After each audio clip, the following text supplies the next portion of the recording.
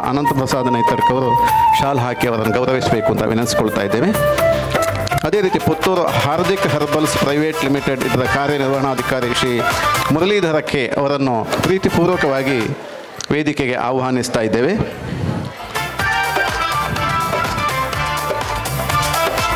Puttur Shriram oil mill ಇದರ ಮುಖ್ಯಸ್ಥರಾದಂಥ ಶ್ರೀ ಸಂತೋಷ್ ಬೋನಂತಾಯ್ ಅವರು ದಯವಿಟ್ಟು ವೇದಿಕೆಗೆ ಬರಬೇಕು ಅಂತ ವಿನಂತಿಸ್ಕೊಳ್ತಾ ಇದ್ದೇವೆ. ಪುತ್ತೂರು ಸೇಡಿಯಾಪ್ ವಿಶ್ವಾಸ್ ಹೋಮ್ ಪ್ರಾಡಕ್ಟ್ ಇದರ ವಿನಯ ಸೇಡಿಯಾಪ್ ಅವರಿಗೆ ವೇದಿಕೆಗೆ ಸ್ವಾಗತ. ಅದೇ ರೀತಿ ಕೃಷಿಕರಾದಂತಹ ಶ್ರೀಯುತ ಶಿವಪ್ರಸಾದ್ ಪಟ್ಟೆ ಅವರಿಗೆ ಸ್ವಾಗತ ಸರ್, ದಯವಿಟ್ಟು ಬನ್ನಿ.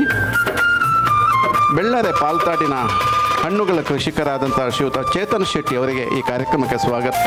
ಈ ಕಾರ್ಯಕ್ರಮವನ್ನು ಒಟ್ಟು ನಿರ್ವಹಣೆ ಮತ್ತು ಸಮನ್ವಯಗೊಳಿಸಲಿಕ್ಕೆ ನಮ್ಮ ಸಮೃದ್ಧಿ ಗಿಡಗೆಳೆತನ ಸಂಘದ ಒಂದು ಆಧಾರ ಸ್ತಂಭಗಳಲ್ಲಿ ಒಬ್ಬರಾದಂಥ ಶ್ರೀಯುತ ಶಿವಸುಬ್ರಹ್ಮಣ್ಯ ಪೆಲತಡ್ಕ ಇವರಿಗೂ ಈ ಕಾರ್ಯಕ್ರಮಕ್ಕೆ ಸ್ವಾಗತ.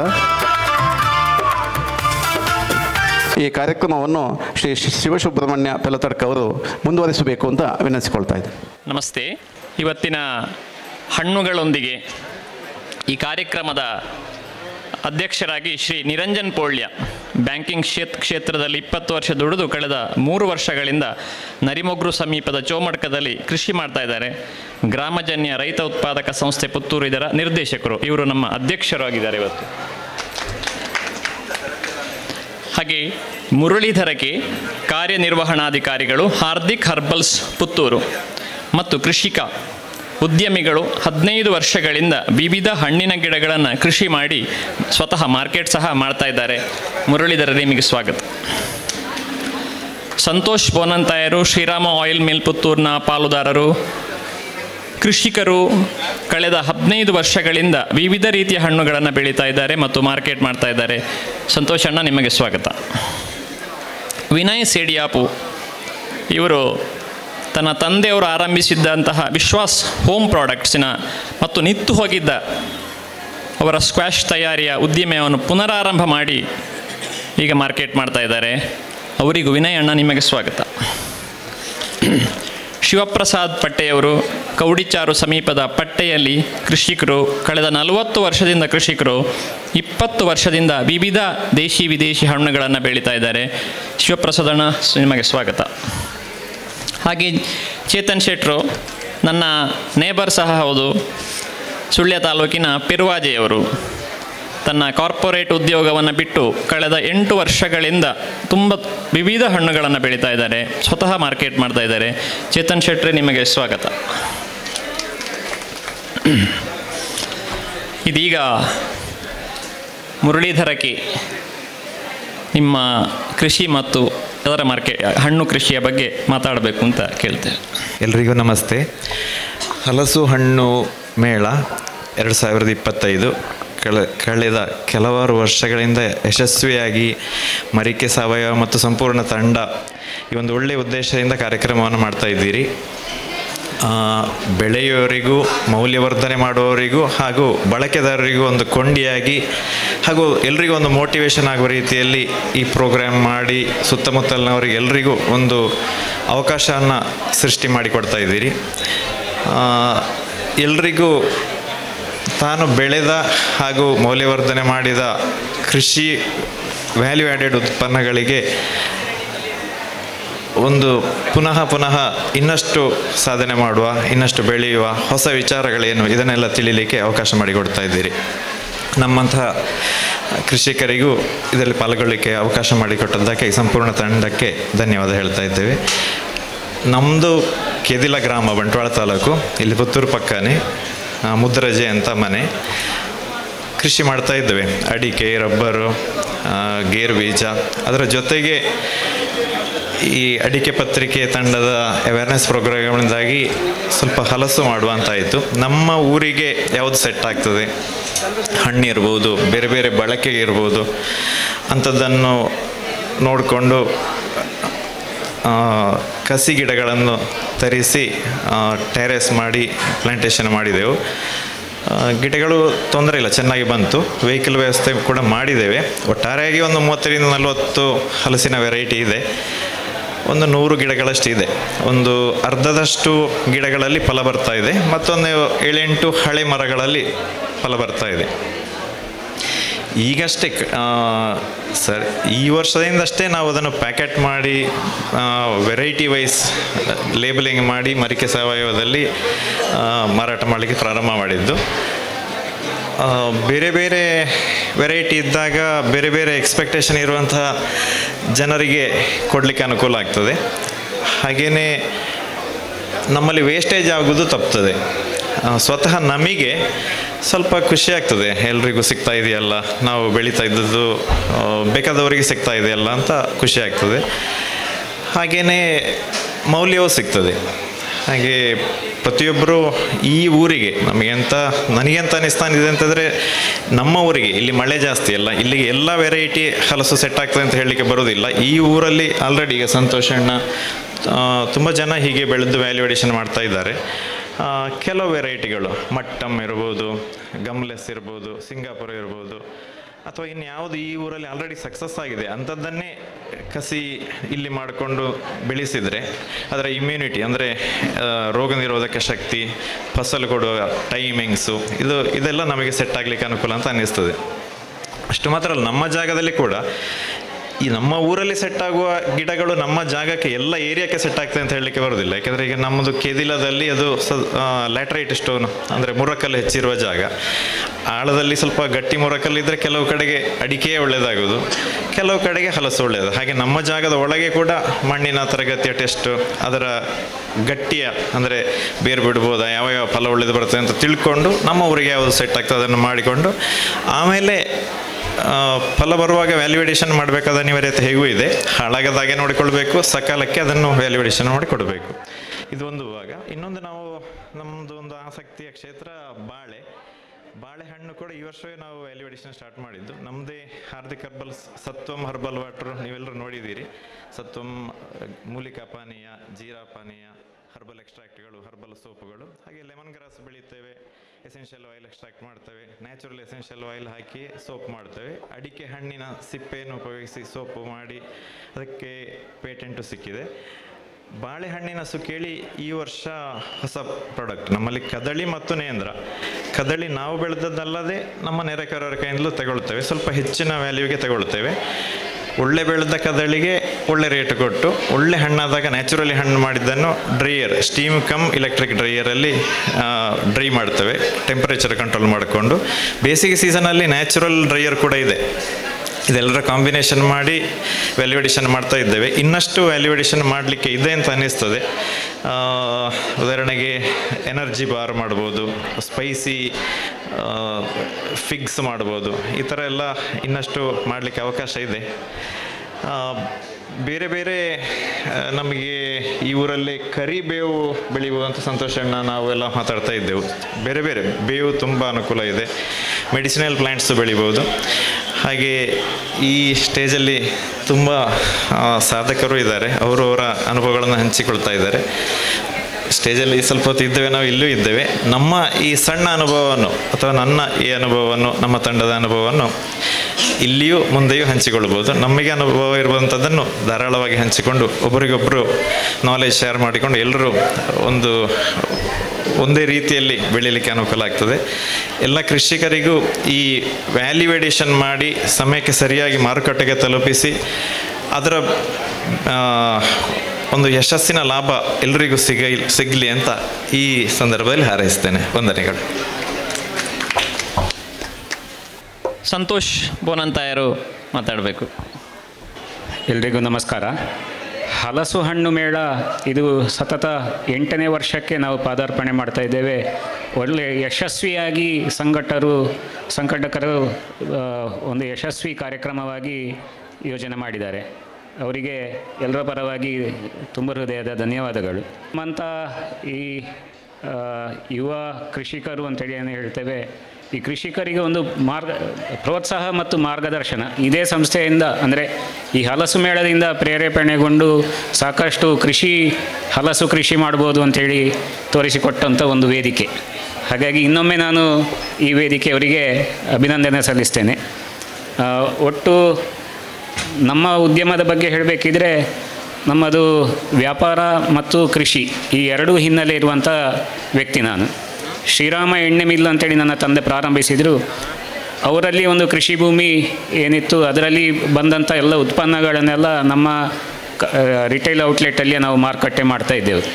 ಅದು ಪುನರ್ಪುಳಿ ಇರ್ಬೋದು, ಅಥವಾ ಹಲಸಿನ ಹಣ್ಣು ಇರ್ಬೋದು, ಮಾವಿನ ಹಣ್ಣು ಇರ್ಬೋದು, ಅಥವಾ ಉಂಡೆ ಹುಳಿ, ಕೆತ್ತೆ ಹುಳಿ ಏನು ಹೇಳ್ತೇವೆ ಅದು. ಈ ರೀತಿ ಹಲವು ಕರಿಬೇವು ಸೊಪ್ಪು ಹೇಳಿದರು, ಕರಿಬೇವು ಸೊಪ್ಪನ್ನು ಕೂಡ ನಾವು ಮಾರ್ಕೆಟ್ ಮಾಡ್ತೇವೆ. ಈ ರೀತಿ ತುಂಬ ಉತ್ಪನ್ನಗಳನ್ನು ಮಾರುಕಟ್ಟೆ ಮಾಡ್ತೇವೆ. ಕಳೆದ 8 ವರ್ಷ ಹಿಂದೆ ಪ್ರಾರಂಭ ಆದ ಈ ಹಲಸು ಮೇಳದಿಂದ ಪ್ರೇರಣೆಗೊಂಡು ಶ್ರೀಪಡ್ರೆಯವರ ಮಾರ್ಗದರ್ಶನದಲ್ಲಿ ಹಲಸು ಒಂದು ಒಳ್ಳೆಯ ಕೃಷಿ ಅಂತ ಹೇಳೋದನ್ನು ತಿಳ್ಕೊಂಡು 6 ವರ್ಷದಿಂದ ಹಲಸನ್ನು ವಿಶೇಷವಾಗಿ ಒಂದು 4 ಎಕರೆ ಜಾಗದಲ್ಲಿ ಹಲಸಿನ ಕೃಷಿಯನ್ನೇ ಮಾಡ್ತಾಯಿದ್ದೇನೆ.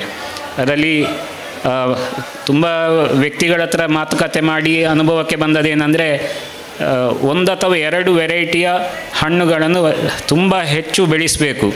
ಯಾಕೆಂತೇಳಿದರೆ ಮಾರ್ಕೆಟ್ ಮಾಡುವ ದೃಷ್ಟಿಯಿಂದ ಇಂಥದ್ದೇ ಹಣ್ಣು ಅಂತೇಳಿ ಸ್ಪೆಸಿಫೈಡ್ ಹಣ್ಣು ಅಂತೇಳಿ ಗೊತ್ತಾದರೆ ತುಂಬ ಜನ ಬರ್ತಾರೆ, ನಮ್ಮಲ್ಲಿಗೆ ಗ್ರಾಹಕರು ಹುಡುಕಿಕೊಂಡು ಬರ್ತಾರೆ ಅಂತ ಹೇಳುವ ಕಾರಣಕ್ಕೆ ಇದನ್ನು ಮಾಡ್ತಾಯಿದ್ದೇವೆ.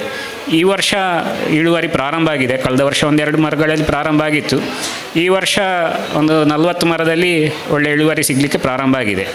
ಅದನ್ನು ಸುಹಾಸ್ ಮರಿಕೆ ಮತ್ತು ಮುರಳಿ ಸತ್ವಂನವರ ಹತ್ರ ಮಾತುಕತೆ ಮಾಡಿಕೊಂಡು ನಾವು ಬಾಕ್ಸ್ ಮಾಡಿ ಅರ್ಧ kg ಪ್ಯಾಕಿಂಗ್ ಮಾಡಿ ನಾವು ಈ ವರ್ಷದಿಂದ ಮಾರುಕಟ್ಟೆಗೆ ಬಿಡುಗಡೆ ಮಾಡಿದ್ದೇವೆ. ಒಳ್ಳೆಯ ರೀತಿಯ ರೆಸ್ಪಾನ್ಸ್ ಇದೆ, ಗ್ರಾಹಕರ ಹತ್ರ ಒಳ್ಳೆಯ ಸ್ಪಂದನೆ ಸಿಗ್ತಾ ಇದೆ. ಹಾಗೆ ಇನ್ನೂ ನಮಗೆ ಉತ್ತೇಜನ ಸಿಕ್ಕಿದೆ. ಇದು ಮುಂದೆ ಇನ್ನೂ ಒಳ್ಳೆಯ ಹಣ್ಣನ್ನು ನಾವು ಜನರಿಗೆ ಕೊಟ್ಟರೆ ಖಂಡಿತ ನಮಗೆ ಒಳ್ಳೆಯ ರೀತಿಯ ಕೃಷಿಯನ್ನು ನಾವು ಮಾಡ್ಬೋದು ಅಂತ ಹೇಳುವ ಒಂದು ಭರವಸೆ ಬಂದಿದೆ. ಈ ಎಲ್ಲದಕ್ಕೂ ಕಾರಣ ಈ ಹಲಸು ಮೇಳ. ಹಾಗೆ ಮತ್ತೊಮ್ಮೆ ಹಲಸು ಮೇಳದ ಸಂಘಟಕರಿಗೆ ಧನ್ಯವಾದಗಳು. ವಿನಯ್ ಸೇಡಿಯಾಪು. ಎಲ್ಲರಿಗೆ ನಮಸ್ಕಾರ. ವಿನಯ್ ಸೇಡಿಯಾಪು ಅಂತ. ನಾವು ವಿಶ್ವಾಸ್ ಫ್ರೂಟ್ ಪ್ರಾಡಕ್ಟ್ಸ್ ಅಂತ ಹಣ್ಣಿನ ರಸ ಎಕ್ಸ್ಟ್ರಾಕ್ಟ್ ಮಾಡಿ ಅದರಿಂದ ಸ್ಕ್ವಾಶ್ ಮಾಡಿ ಮಾರ್ತಾ ಇದ್ದೇವೆ. ನಮ್ಮ ಮನೆಯಲ್ಲೇ ಬೆಳೆಯುವ ಪುನರ್ಪುಳಿ ಹಣ್ಣನ್ನು ಮೇಯ್ನಾಗಿ ಪುನರ್ಪುಳಿ ಹಣ್ಣಿನ ಜ್ಯೂಸನ್ನು ಮಾಡಲಿಕ್ಕೆ ನಾವು ಪ್ರಾರಂಭ ಮಾಡಿದೆ. ಅಂದರೆ ನನ್ನ ಅಜ್ಜ ಸೇಡಿಯಾಪು ನಾರಾಯಣ ಭಟ್ ಅವರು ಪುನರ್ಪುಳಿ ಹಣ್ಣಲ್ಲಿ ಜ್ಯೂಸ್ ಮಾಡಲಿಕ್ಕೆ ಆಗ್ತದೆ ಅಂತ ತೋರಿಸಿಕೊಟ್ಟವರು ಸೇಡಿಯಾಪು ನಾರಾಯಣ ಭಟ್ಟು. 1970ನೇ ಇಸವಿಯಲ್ಲಿ ಸೇಪು ಕೋಲಾ ಅಂತ, ಸೇಡಿಯಾಪು ಪುನರ್ಪುಳಿ ಕೋಲಾ ಅಂತ ಪುನರ್ಪುಳಿಯದ್ದು ಕಾನ್ಸಂಟ್ರೇಟ್ ಮಾಡಲಿಕ್ಕೆ ಸ್ಟಾರ್ಟ್ ಮಾಡಿದರು. ಪುನರ್ಪುಳಿಯ ರಸ ತೆಗೆದು ಅದಕ್ಕೆ ಸಕ್ಕರೆ ಹಾಕಿ ಪಾಕ ಮಾಡಿ ಅದನ್ನು ಪ್ರಿಸರ್ವ್ ಮಾಡಿ ಅದರಿಂದ ಜ್ಯೂಸ್ ಮಾಡುವಾಗ ಅದನ್ನು ಎಷ್ಟು ವರ್ಷ ಬೇಕಾದ್ರೂ ಇಡ್ಬೋದು. ಯಾವುದೇ ಪ್ರಿಸರ್ವೇಟಿವ್ ಹಾಕದೆ ಅದನ್ನು ಸ್ಟೋರ್ ಮಾಡಲಿಕ್ಕೆ ಆಗ್ತದೆ.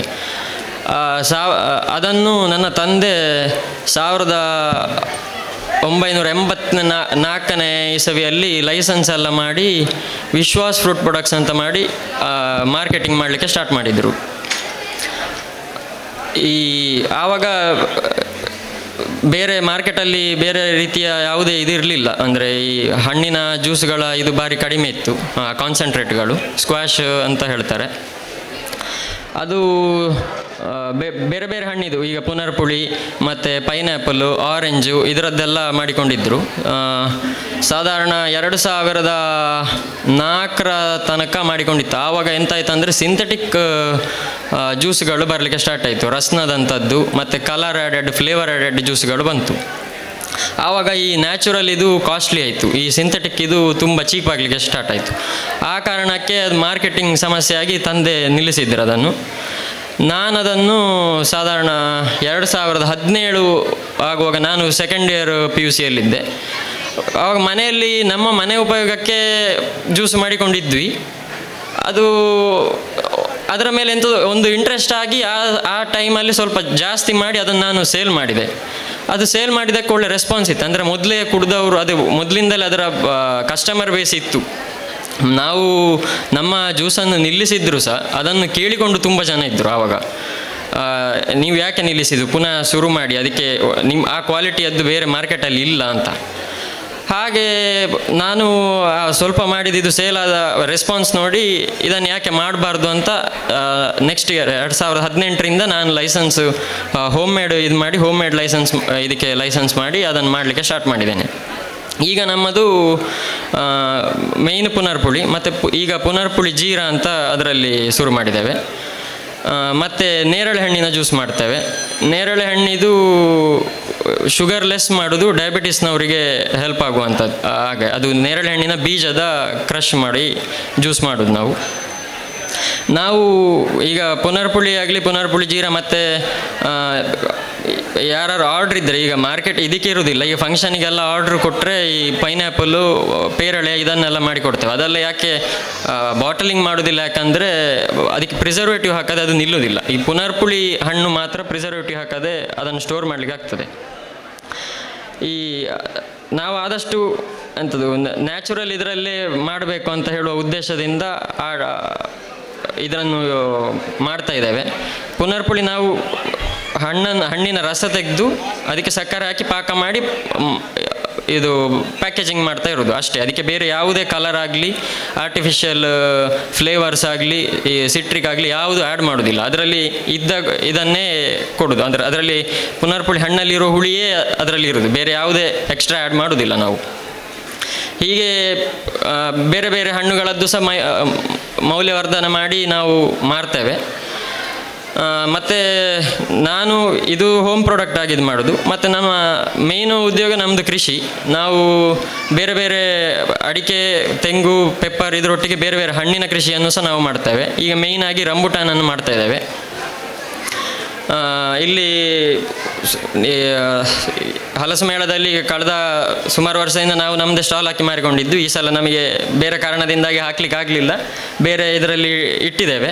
ನಮ್ಮ ಹಣ್ಣು ಸಿಗ್ತದೆ ನಿಮಗೆ.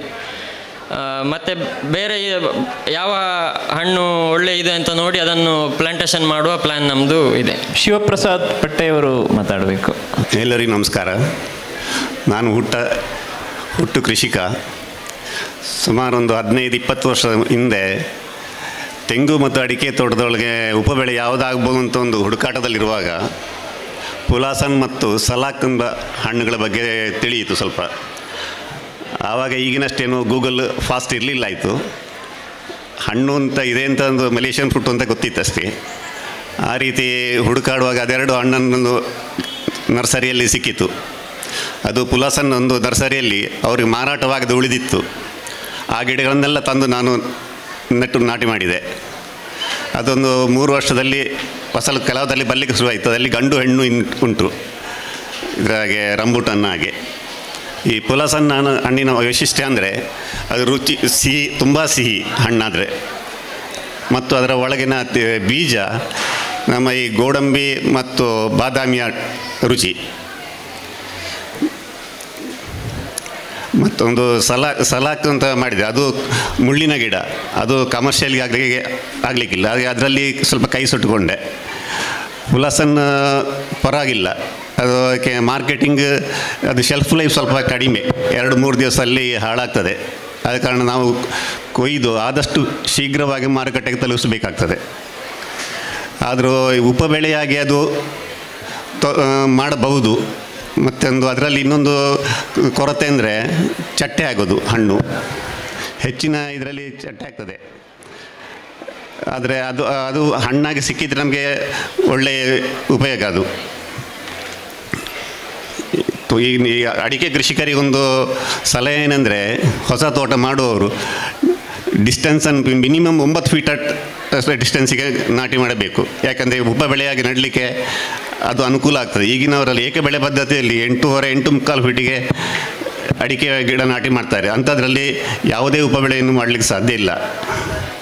ಉಪಬೆಳೆಯನ್ನು ಮಾಡಿದರೆ ಒಂದು ಎಕರೆಯಲ್ಲಿ ಸಾಧಾರಣ ಕನಿಷ್ಠ 1 ಲಕ್ಷದಷ್ಟಾದರೂ ಸಹ ಆದಾಯ ನಿರೀಕ್ಷೆ ಮಾಡಬಹುದು. ಈ ಕಾರ್ಯಕ್ರಮವನ್ನು ಆಯೋಜಿಸಿದವರಿಗೆ ನನ್ನ ಧನ್ಯವಾದಗಳು. ಚೇತನ್ ಶೆಟ್ಟರು ಮಾತಾಡಬೇಕು ಅಂತ ಕೇಳ್ತೇವೆ. ನಮಸ್ತೆ, ನನ್ನ ಹೆಸರು ಚೇತನ್ ಶೆಟ್ಟಿ ಅಂತ.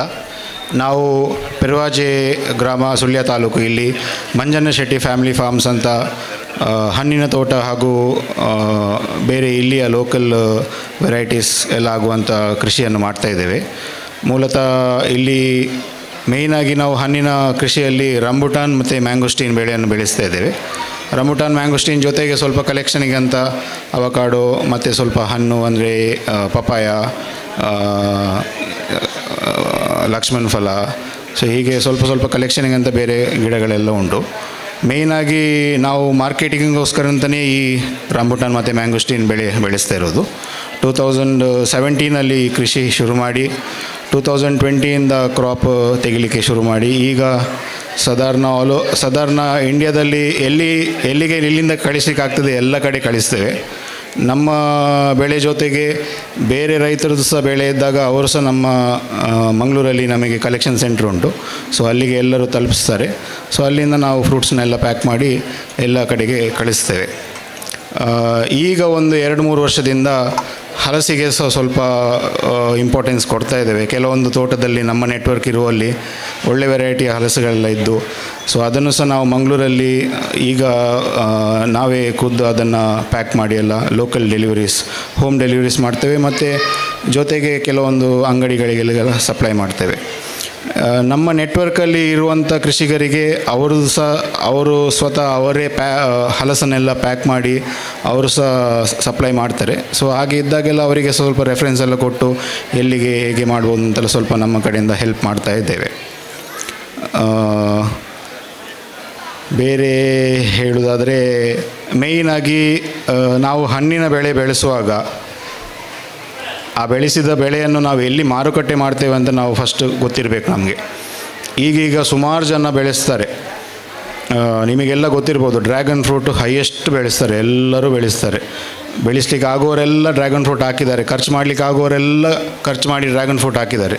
ಡ್ರ್ಯಾಗನ್ ಫ್ರೂಟ್ ಗಿಡ ಹಾಕಿದರು, ಡ್ರ್ಯಾಗನ್ ಫ್ರೂಟ್ ಆಯಿತು, ಡ್ರ್ಯಾಗನ್ ಫ್ರೂಟನ್ನು ಹಾರ್ವೆಸ್ಟ್ ಮಾಡಿದರು. ಹಾರ್ವೆಸ್ಟ್ ಮಾಡಿದ ಮೇಲೆ ಎಲ್ಲಿ ಸೇಲ್ ಮಾಡೋದು ಅಂತ ಯಾರಿಗೂ ಗೊತ್ತಿಲ್ಲ, ತೆಗೊಳ್ಳೋರು ಸಹ ಯಾರೂ ಸಹ ಇಲ್ಲ. ಇದ್ದಾರೆ, ಆದರೆ ನಮಗೆ ಅವರ ಬಗ್ಗೆ ಅಷ್ಟೊಂದು ಐಡಿಯಾ ಇರೋದಿಲ್ಲ. ಸೊ ಯಾವಾಗಲೂ ನಾವು ಯಾವುದಾದ್ರೂ ಒಂದು ಬೆಳೆ ಬೆಳೆಸಿದಾಗ ಅದನ್ನು ಎಲ್ಲಿ ನಮಗೆ ನಮ್ಮ ಬೆಳೆಯಲ್ಲಿ ನಮಗೆ ಎಷ್ಟು ಈಲ್ಡ್ ಸಿಗ್ತದೆ ಅಷ್ಟು ಈಲ್ಡನ್ನು ನಮಗೆ ಎಲ್ಲಿ ಕೊಡಲಿಕ್ಕಾಗ್ತದೆ ಅದನ್ನು ನಾವು ಕರೆಕ್ಟಾಗಿ ನಮಗೆ ಗೊತ್ತಿರಬೇಕು. ಹಾಗೆ ಗೊತ್ತಿತ್ತು ಅಂದರೆ ಅದನ್ನು ಮಾರುಕಟ್ಟೆ ಮಾಡೋದು ಸ್ವಲ್ಪ ಸುಲಭ. ಇಲ್ಲಾಂದರೆ ಲಾಸ್ಟ್ ಮಿನಿಟಲ್ಲಿ ಏನಾಗ್ತದೆ,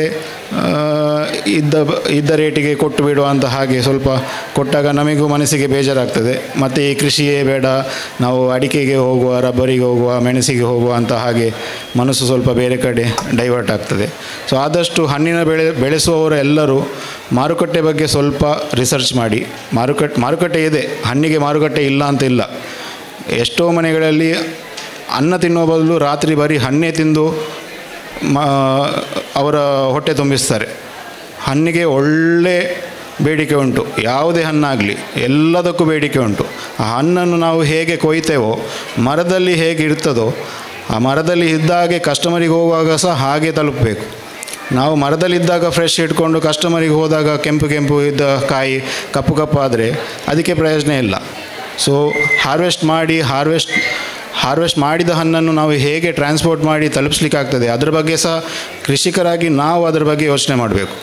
ನಾವು ಅದು ನಮ್ಮ ಬೆಳೆ ನಮ್ಮ ಕೆಲಸ ಕಟ್ ಮಾಡೋದು ಮಾತ್ರ. ಕಟ್ ಮಾಡಿದ ಮೇಲೆ ನಾವು ಅದರ ಕ್ವಾಲಿಟಿ ಎಲ್ಲ ನೀವು ಮಾರುವವರು ನೀವು ನೋಡ್ಕೊಳ್ಬೇಕು ಅಂತ ಹೇಳಿದರೆ ಆಗೋದಿಲ್ಲ. ಇದರ ಬಗ್ಗೆ ನಾವು ಸ್ವಲ್ಪ ಗಮನ ಹರಿಸಬೇಕು. ಹಣ್ಣಿನ ಬೆಳೆಗಳಿಗೆ ಪ್ರೋತ್ಸಾಹ ನೀಡಲಿಕ್ಕೆ ತೋಟಗಾರಿಕೆ ಇಲಾಖೆಯಿಂದ ಸಹ ಎಲ್ಲರೂ ಹೆಲ್ಪ್ ಮಾಡ್ತಾರೆ. ಒಳ್ಳೆ ಇಲ್ಲಿ ನಮಗೆ ಲೋಕಲಿ ಯಾರೂ ಇಲ್ಲದಿದ್ರೂ ಕರ್ನಾಟಕದಲ್ಲಿ ಒಳ್ಳೆ ಸೈಂಟಿಸ್ಟ್ಗಳಿದ್ದಾರೆ, ಅವರೆಲ್ಲ ಆದಷ್ಟು ಅವರ ಕಡೆಯಿಂದ ಹೆಲ್ಪ್ ಮಾಡ್ತಾರೆ. ಸುಮಾರು ಜನ ಇಲ್ಲೇ ಬೆಳೆಸೋರಿದ್ದಾರೆ, ಎಲ್ಲರ ಹತ್ರ ನಾವು ವಿಚಾರ ಮಾಡಿದರೆ ಅವರು ಸಹ ಹೆಲ್ಪ್ ಮಾಡ್ತಾರೆ. ಅವರಿಗೆ ಗೊತ್ತಿದ್ದದನ್ನೆಲ್ಲ ಎಲ್ಲ ತಿಳಿಸ್ತಾರೆ. ಎಲ್ಲರೊಟ್ಟಿಗೆ ಒಂದು ನೆಟ್ವರ್ಕ್ ಕರೆಕ್ಟಾಗಿ ಜೊತೆಗೆ ಇದ್ದರೆ ನಮಗೆ ಸಹ ನಮ್ಮ ಕೃಷಿಯಲ್ಲಿ ಸ್ವಲ್ಪ ಪ್ರೋತ್ಸಾಹ ಜಾಸ್ತಿ ಸಿಗ್ತದೆ. ನಾವು ಸಹ ಸ್ವಲ್ಪ ಮುಂದೆ ಹೋಗಲಿಕ್ಕೆ ಸ್ವಲ್ಪ ಸುಲಭ ಆಗ್ತದೆ. ಧನ್ಯವಾದಗಳು. ಪ್ರಶ್ನೆ ಉತ್ತರ ಸಂವಾದದ ಸಮಯ. ಎಲ್ಲ ಈಗ ಫ್ರೂಟ್ ಬೆಳೆಸ್ತಾರೆ, ಹೌದು. ಈಗ ನಮ್ಮ ಶೆಟ್ರು ಹೇಳಿದರು ಮಾರ್ಕೆಟ್ ಮಾಡಲಿಕ್ಕೆ ಗೊತ್ತಾಗಬೇಕು ಅಂತ ಹೇಳಿ. ಫ್ರೂಟ್ ಬೆಳೆಸುವವರು ಒಣಗಿಸುವುದು ಹೇಗೆ ಅಂತ ಆಲೋಚನೆ ಮಾಡಬೇಕು. ಅಂದರೆ ಮೌಲ್ಯವರ್ಧನೆ ಮಾಡಬೇಕು. ಅದರ ಟೆಕ್ನಾಲಜಿ, ಈಗ ರಂಬುಟಾನನ್ನು ಒಣಗಿಸ್ಬೋದು. ರಂಬುಟಾನ್ ಒಣಗಿಸಿದರೆ ಭಾರಿ ಚೆನ್ನಾಗಿ ಒಣಗ್ತದೆ ಅದು. ಅಂದರೆ ಅದರ ಟೆಕ್ನಾಲಜಿಯನ್ನು ಅದು ಕಂಡು ಹುಡುಕಬೇಕು ಹೇಗೆ ಒಣಗಿಸ್ಬೋದು ಅಂತ. ನಮ್ಮ ಕಾರಿನ ಒಳಗೆ ರಂಬುಟಾನ್ 4-5 ಹಣ್ಣು ಬಿದ್ದಿತ್ತು. ಅದು ನಮ್ಮ ಕಾರು ಬ್ರೆಜ್ಜಾ ಕಾರಿನೊಳಗೆ ಬಿದ್ದಿತ್ತು. 20 ದಿವಸ ಕಳೆದ ಮೇಲೆ ಅದೇನೋ ನೋಡುವಾಗ ಅದು ಕಟ ಆಡ್ತಾಯಿತ್ತು. ತಿಂದು ನೋಡಿದಾಗ ಅದ್ಭುತ ರುಚಿ, ಅದು ಅದ್ಭುತ ರುಚಿ. ಅಂಥ ಟೇಸ್ಟು. ಆ ಥರದ ಒಣಗಿಸುವ ಟೆಕ್ನಾಲಜಿ ಇನ್ನೂ ಮಾಡಿದಾರೋ ಗೊತ್ತಿಲ್ಲ ನನಗೆ.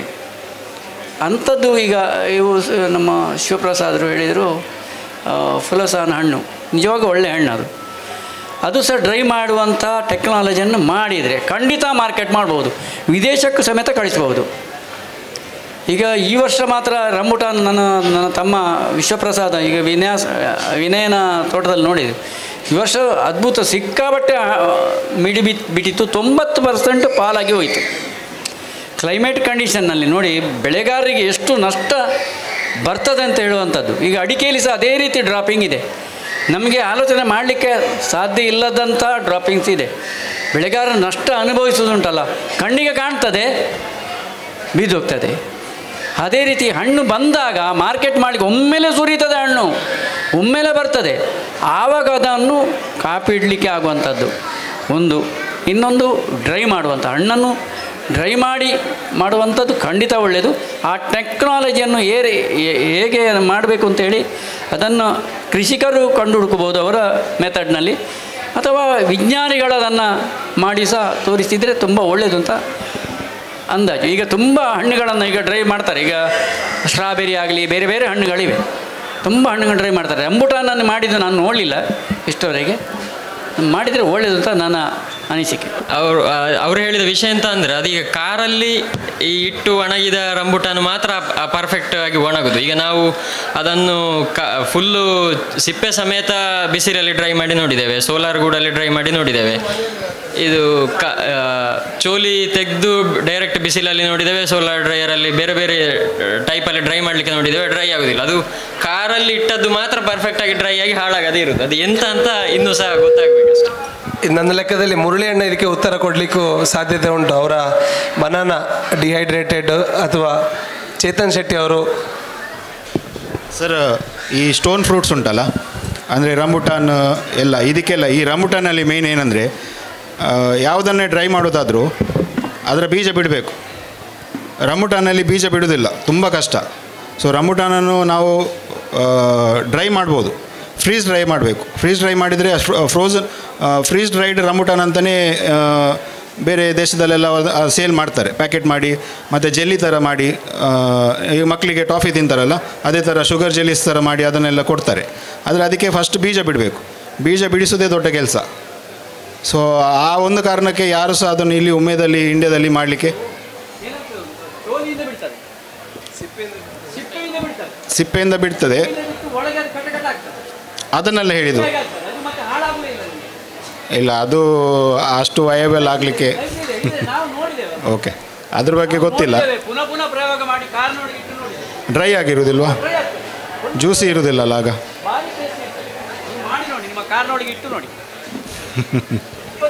Air condition technology. ಯಾಕೆಂದರೆ ಈಗ ನಾವು ಐಸ್ ಕ್ರೀಮ್ ಮಾಡೋದಿದ್ರು ಕೂಡ ಅಷ್ಟೇ, ಅದು ಫ್ರೀಸರ್ಗಳು ಏನು ಮಾಡ್ತದೆ ಅಂದರೆ ಡ್ರೈಯೇ ಮಾಡೋದು. ಅಟ್ಲೀಸ್ಟ್ ಕೊನೆಯ ಪ್ರಯತ್ನ ಅದು ಡ್ರೈ ಆಗುವಂಥದ್ದು. ಸೊ ಇದು ಫ್ರೀಸ್ ಡ್ರೈ ಮೋಸ್ಟ್ಲಿ ಇದಕ್ಕೆ ಇನ್ನೊಂದು ನೋಡ್ಬೋದು. ಈಗ ವೆನಿಲ್ಲವನ್ನು ನಾವು ಒಣಗಿಸಬೇಕಾದ್ರೆ ಈಗ 2 hours ಬಿಸಿಲಿಗಿಟ್ಟು ಪುನಃ ಒಳಗಿಟ್ಟು 2 hours ಬಿಸಿಲಿಗಿಟ್ಟು ಆ ಥರ ಒಂದು ಪ್ರಯೋಗ ಮಾಡಿ ನೋಡಿದರೆ ಆಗಲಿಕ್ಕೆ ಸಾಧ್ಯತೆ ಇದೆ. ಅಂದರೆ ಈಗ ಬಿಸಿಲಿಲ್ಲ, ಈ ಟೈಮಲ್ಲಿ ಬಿಸಿಲಿಲ್ಲದ ಟೈಮ್ ಬಿಸಿಲಿರುವ, ಅಥವಾ ಡ್ರೈಯರ್ನೊಳಗಿಟ್ಟು ಪುನಃ ಹೊರಗಿಡೋದು, ಡ್ರೈವರ್ನ ಹೊರಗಿಡೋದು, ಈ ಥರ ಟೆಕ್ನಾಲಜಿ ಮಾಡಿದರೆ ಏನಾದರೂ ಆಗ್ಬೋದೋ ನೋಡ್ಬೋದು. ಚೇತನ್ ಶೆಟ್ಟಿ ಅವರಿಗೆ ನನ್ನದೊಂದು ಪ್ರಶ್ನೆ. ನೀವು ಬೇರೆ ಬೇರೆ ಭಾರತಾದ್ಯಂತ ನಿಮ್ಮ ಎಕ್ಸಾಟಿಕ್ ಫ್ರೂಟ್ಸನ್ನು ನೀವು ಕಳಿಸುವ ವ್ಯವಸ್ಥೆ ಇದೆ ನಿಮ್ಮಲ್ಲಿ. ಈ ಹಣ್ಣುಗಳನ್ನು ಯಾವ ರೀತಿ ಪ್ಯಾಕಿಂಗ್ ಮಾಡಬೇಕು ಮತ್ತು ಕಳಿಸ್ಬೇಕು ಅಂತ ಹೇಳೋದ್ರ ಬಗ್ಗೆ ಒಂದೆರಡು ನಿಮಿಷ ಮಾತಾಡಬೇಕು ಅಂತ ಕೇಳ್ತಾ ಇದ್ದೇನೆ. ಯಾಕೆಂದರೆ ಹೆಚ್ಚಿನ ಹಣ್ಣುಗಳಲ್ಲಿ ವಾಟರ್ ಕಂಟೆಂಟ್, ಮಾಯಿಶ್ಚರ್ ಕಂಟೆಂಟ್ ತುಂಬ ಇರ್ತದೆ. ನಾವು ಬಂದು ಪ್ಯಾಕ್ ಮಾಡಿದ ಕೂಡಲೇ ಹಣ್ಣು ಹಾಳಾಗುವ ಸಾಧ್ಯತೆಗಳು ಹೆಚ್ಚು. ಅದಕ್ಕಾಗಿ ಪ್ಯಾಕಿಂಗ್ನ ಬಗ್ಗೆ ಒಂದಿಷ್ಟು ಮಾತಾಡಬೇಕು ಅಂತ ಕೇಳ್ತಾ ಇದ್ದೀನಿ. ಪ್ಯಾಕೇಜಿಂಗ್ ವಿಷಯ ಬಂದಾಗ ಶುರು ಆಗೋದು ನಾವು ತೋಟದಲ್ಲಿ ಹಾರ್ವೆಸ್ಟ್ ಆದಾಗಿಂದ. ಯಾವುದಾದ್ರೂ ಒಂದು ಬೆಳೆ ಬಗ್ಗೆ ಹೇಳಿ, ಅದ್ರ ಬಗ್ಗೆನೇ ಹೇಳ್ತೇನೆ. ರಂಬುಟಾನೇ ಆದರೆ ಈಗ ರಂಬುಟಾನ್ದು ಕೂದಲು ತುಂಬ ಸೂಕ್ಷ್ಮ. ಸೊ ಒಮ್ಮೆ ಅದು ನಾವು ಕಟ್ ಮಾಡಿದರೆ ಆಕ್ಸಿಡೈಸ್ ಆಗಲಿಕ್ಕೆ ಶುರುವಾಗ್ತದೆ. ಆಕ್ಸಿಡೈಸ್ ಅಂದರೆ ಗಾಳಿ ಒಟ್ಟಿಗೆ ರಿಯಾಕ್ಟ್ ಆಗಿ ಅದು ಕಪ್ಪಾಗಲಿಕ್ಕೆ ಶುರುವಾಗೋದು. ಸೊ ನಾವು ಹಾರ್ವೆಸ್ಟ್ ಮಾಡುವ ಟೈಮಲ್ಲಿ ಯಾವತ್ತು ಹಾರ್ವೆಸ್ಟ್ ಮಾಡಿದ ಮೇಲಿಂದ ಆ ರಂಬುಟಾನ್ ನಮ್ಮ ಕೈಗೆ ಟಚ್ ಆಗಲೇಬಾರ್ದು. ಆದಷ್ಟು ಗೊಂಚಲಲ್ಲೇ ಹಿಡ್ಕೊಳ್ಬೇಕು, ಗೊಂಚಲಿಂದಲೇ ಕಟ್ ಮಾಡಬೇಕು. ಗೊಂಚಲಿಂದ ನಮಗೆ ಕೈಯಲ್ಲಿ ಹಿಡಿದು ಕಟ್ ಮಾಡಲಿಕ್ಕೆ ಆಗಲಿಲ್ಲ ಅಂದರೆ ಅದಕ್ಕೆ ಪ್ರೂನರ್ ಪ್ಲಕ್ಕರ್ಸ್ ಎಲ್ಲ ಉಂಟು ಅಂತ, ಅದನ್ನೆಲ್ಲ ಯೂಸ್ ಮಾಡಿ ಅದರಲ್ಲೇ ಕಟ್ ಮಾಡಬೇಕು. ಕಟ್ ಆ್ಯಂಡ್ ಹೋಲ್ಡ್ ಪ್ರೂನರ್ ಸಿಗ್ತದೆ, ಕಟ್ ಮಾಡಿ ಅದರಲ್ಲೇ ಹಿಡ್ಕೊಳ್ತದೆ. ಅದನ್ನೇ ಇಟ್ಕೊಂಡು ಸೀದಾ ನೀವು ಅಲ್ಲಿ ಕೆಳಗಡೆ ಒಂದು ಕ್ರೇಟ್ ಇಟ್ಟರೆ ಆ ಕ್ರೇಟಿಗೆ ಬೀಳಬೇಕು. ಅದು ಆ ಕ್ರೇಟಿಗೆ ಇಟ್ಟ ಮೇಲೆ ಆ ಕ್ರೇಟಲ್ಲೇ ಅದು ಸಾರ್ಟ್ ಮಾಡಲಿಕ್ಕೆ ನೀವು ಎಲ್ಲಿ ಕೂತ್ಕೊಂಡು ಅದನ್ನು ಬಿಡಿಸ್ತೀರಿ ಅಲ್ಲಿಗೆ ತಿರ್ಗಾ ಆ ಕ್ರೇಟಲ್ಲೇ ಸೀದಾ ಅಲ್ಲಿ ಸಾರ್ಟ್ ಮಾಡಲಿಕ್ಕೆ ತಗೊಬರ್ಬೇಕು. ನಾವು ಈಗ ನಮ್ಮ ತೋಟದಲ್ಲಿ ಮಾಡ್ತಿರೋ ಪ್ರಾಕ್ಟೀಸ್ ಇದು. ಹಾರ್ವೆಸ್ಟ್ ಮಾಡುವಾಗ ನಾವು ಕಾಯನ್ನು ಕೈಯಲ್ಲಿ ಮುಟ್ಟುವುದಿಲ್ಲ. ಹಾರ್ವೆಸ್ಟ್ ಮಾಡಿದ ಮೇಲೆ ಮನೆ ಹತ್ತಿರ ನಾವು ಸಾರ್ಟ್ ಮಾಡ್ತೇವೆ. ಅಲ್ಲಿ ಅದಕ್ಕೆ ಅಂತಲೇ ಸಾರ್ಟ್ ಮಾಡೋ ಜನ ಇರ್ತಾರೆ, ಅವರು ಕೂತ್ಕೊಂಡು ಅವರು ಸಹ ತಿರ್ಗಾ ಗೊಂಚಲನ್ನು ಆ ಗೆಲ್ಲಿರ್ತದಲ್ಲ ಆ ಗೆಲ್ಲನ್ನೇ ಇಟ್ಕೊಂಡು ಆ ಫ್ರೂಟ್ ಪ್ರೂನರಲ್ಲಿ ಒಂದೊಂದೇ ಕಾಯಿ ಯಾವುದು ಒಳ್ಳೆ ಕಾಯಿ ಇರ್ತದೆ ಅದನ್ನು ಹಾಗೆ ಇಡ್ತೇವೆ. ಮತ್ತು ಸೆಕೆಂಡ್ ಕ್ವಾಲಿಟಿ ಕಾಯಿ, ಚಟ್ಟೆಕಾಯಿ ಅದನ್ನೆಲ್ಲ ನಾವು ಬಿಡಿಸ್ತೇವೆ. ಬಿಡಿಸ್ಬಿಟ್ಟು ಮತ್ತೆ ತಿರ್ಗಾ ಅದನ್ನು ಇನ್ನೊಂದು ಕ್ರೇಟಿಗೆ ಹಾಕ್ತೇವೆ. ಅಲ್ಲಿಗೆ ಮುಗೀತು ಕೆಲಸ. ಅದಾದಮೇಲೆ ಆ ಕ್ರೇಟ್ ಅದರಲ್ಲಿ ಒಂದು ನಾವು ನಾರ್ಮಲಿ ಪ್ರಾಕ್ಟೀಸ್ ಹೇಗೆ ಅಂದರೆ ರಂಬುಟಾನ್ 14 kg ಒಂದು ಕ್ರೇಟಲ್ಲಿ ತುಂಬಿಸ್ತೇವೆ. ಕ್ರೇಟ್ ಸೇರಿ ವೆಯ್ಟ್ ಲಾಸ್ನಲ್ಲೇ ಕನ್ಸಿಡರ್ ಮಾಡಿ 16 kg ಲೆಕ್ಕ ಇಡ್ತೇವೆ. ಸೊ 16 kg ಒಂದು ಕ್ರೇಟ್ ಸಮೇತ ಹಣ್ಣು ಸಮೇತ ಎಲ್ಲ ಸೇರಿದರೆ 16 kg ಬಂತು. ಆ 16 kgಯಲ್ಲಿ 14 kg ಕಾಯಿ ತೂಕ ಅಂತ ಹೇಳಿಬಿಟ್ಟು ಅದನ್ನು ಕಳಿಸ್ತೇವೆ. ಈ ಕ್ರೇಟನ್ನು ಲೋಕಲ್ ಡೆಲಿವರೀಸ್ ಮಾಡುವಾಗ ಹಾಗೆ ಡೈರೆಕ್ಟ್ ಕ್ರೇಟನ್ನೇ ಕೊಡ್ತೇವೆ. ಎಲ್ಲಿಯಾದ್ರೂ ದೂರ ಕಳಿಸೋದಾದರೆ ಆ ಕ್ರೇಟಿಗೆ ಮೇಲ್ಗಡೆ ಒಂದು ಕಾರ್ಡ್ಬೋರ್ಡ್ ಹಾಕಿ ಆ ಕಾರ್ಡ್ಬೋರ್ಡನ್ನು ಒಳಗಡೆ, ಈಗ ಕಾರ್ಡ್ಬೋರ್ಡ್ ಹೀಗೆ ಇತ್ತು ಅಂದರೆ ಕಾರ್ಡ್ಬೋರ್ಡನ್ನು ಸೈಡಿಂದ ಹೀಗೆ ಫೋಲ್ಡ್ ಮಾಡಿ ಕ್ರೇಟ್ ಒಳಗಡೆ ಹೀಗೆ ಹಾಕಿ ಎಲ್ಲ ಕಾರ್ನರ್ಸಿಂದ ಹಾಕಿ ಮತ್ತು ಅದಕ್ಕೆ ಒಂದು ಹಗ್ಗ ಕಟ್ಟಿ ಅದರ ಮೇಲ್ಗಡೆ ನಾವು ಕ್ಲಿಂಗ್ ರ್ಯಾಪ್ ಮಾಡ್ತೇವೆ. ಪೂರ್ತಿ ಕ್ರೇಟನ್ನು ಕ್ಲಿಂಗ್ ರ್ಯಾಪ್ ಮಾಡಿ ಆ ಕ್ಲಿಂಗ್ ರ್ಯಾಪ್ ಇದ್ದದನ್ನು ಹಾಗೆ ನಾವು ಎಲ್ಲಿ ಬೇಕಾದ್ರೂ ಕಳಿಸ್ತೇವೆ. ಬಸ್ಸಲ್ಲಿ ಕಳಿಸ್ತೇವೆ, ಟ್ರೈನಲ್ಲಿ ಕಳಿಸ್ತೇವೆ. ಬಸ್ಸು ಮತ್ತು ಟ್ರೈನಲ್ಲಿ ಕಳಿಸಲಿಕ್ಕೆ ಇದು ಓಕೆ. ಒಂದು ವೇಳೆ ಬೈ ಏರ್ ಕಳಿಸಬೇಕು ಅಂದರೆ ಕ್ರೇಟಲ್ಲಿ ತಗೊಳ್ಳೋದಿಲ್ಲ.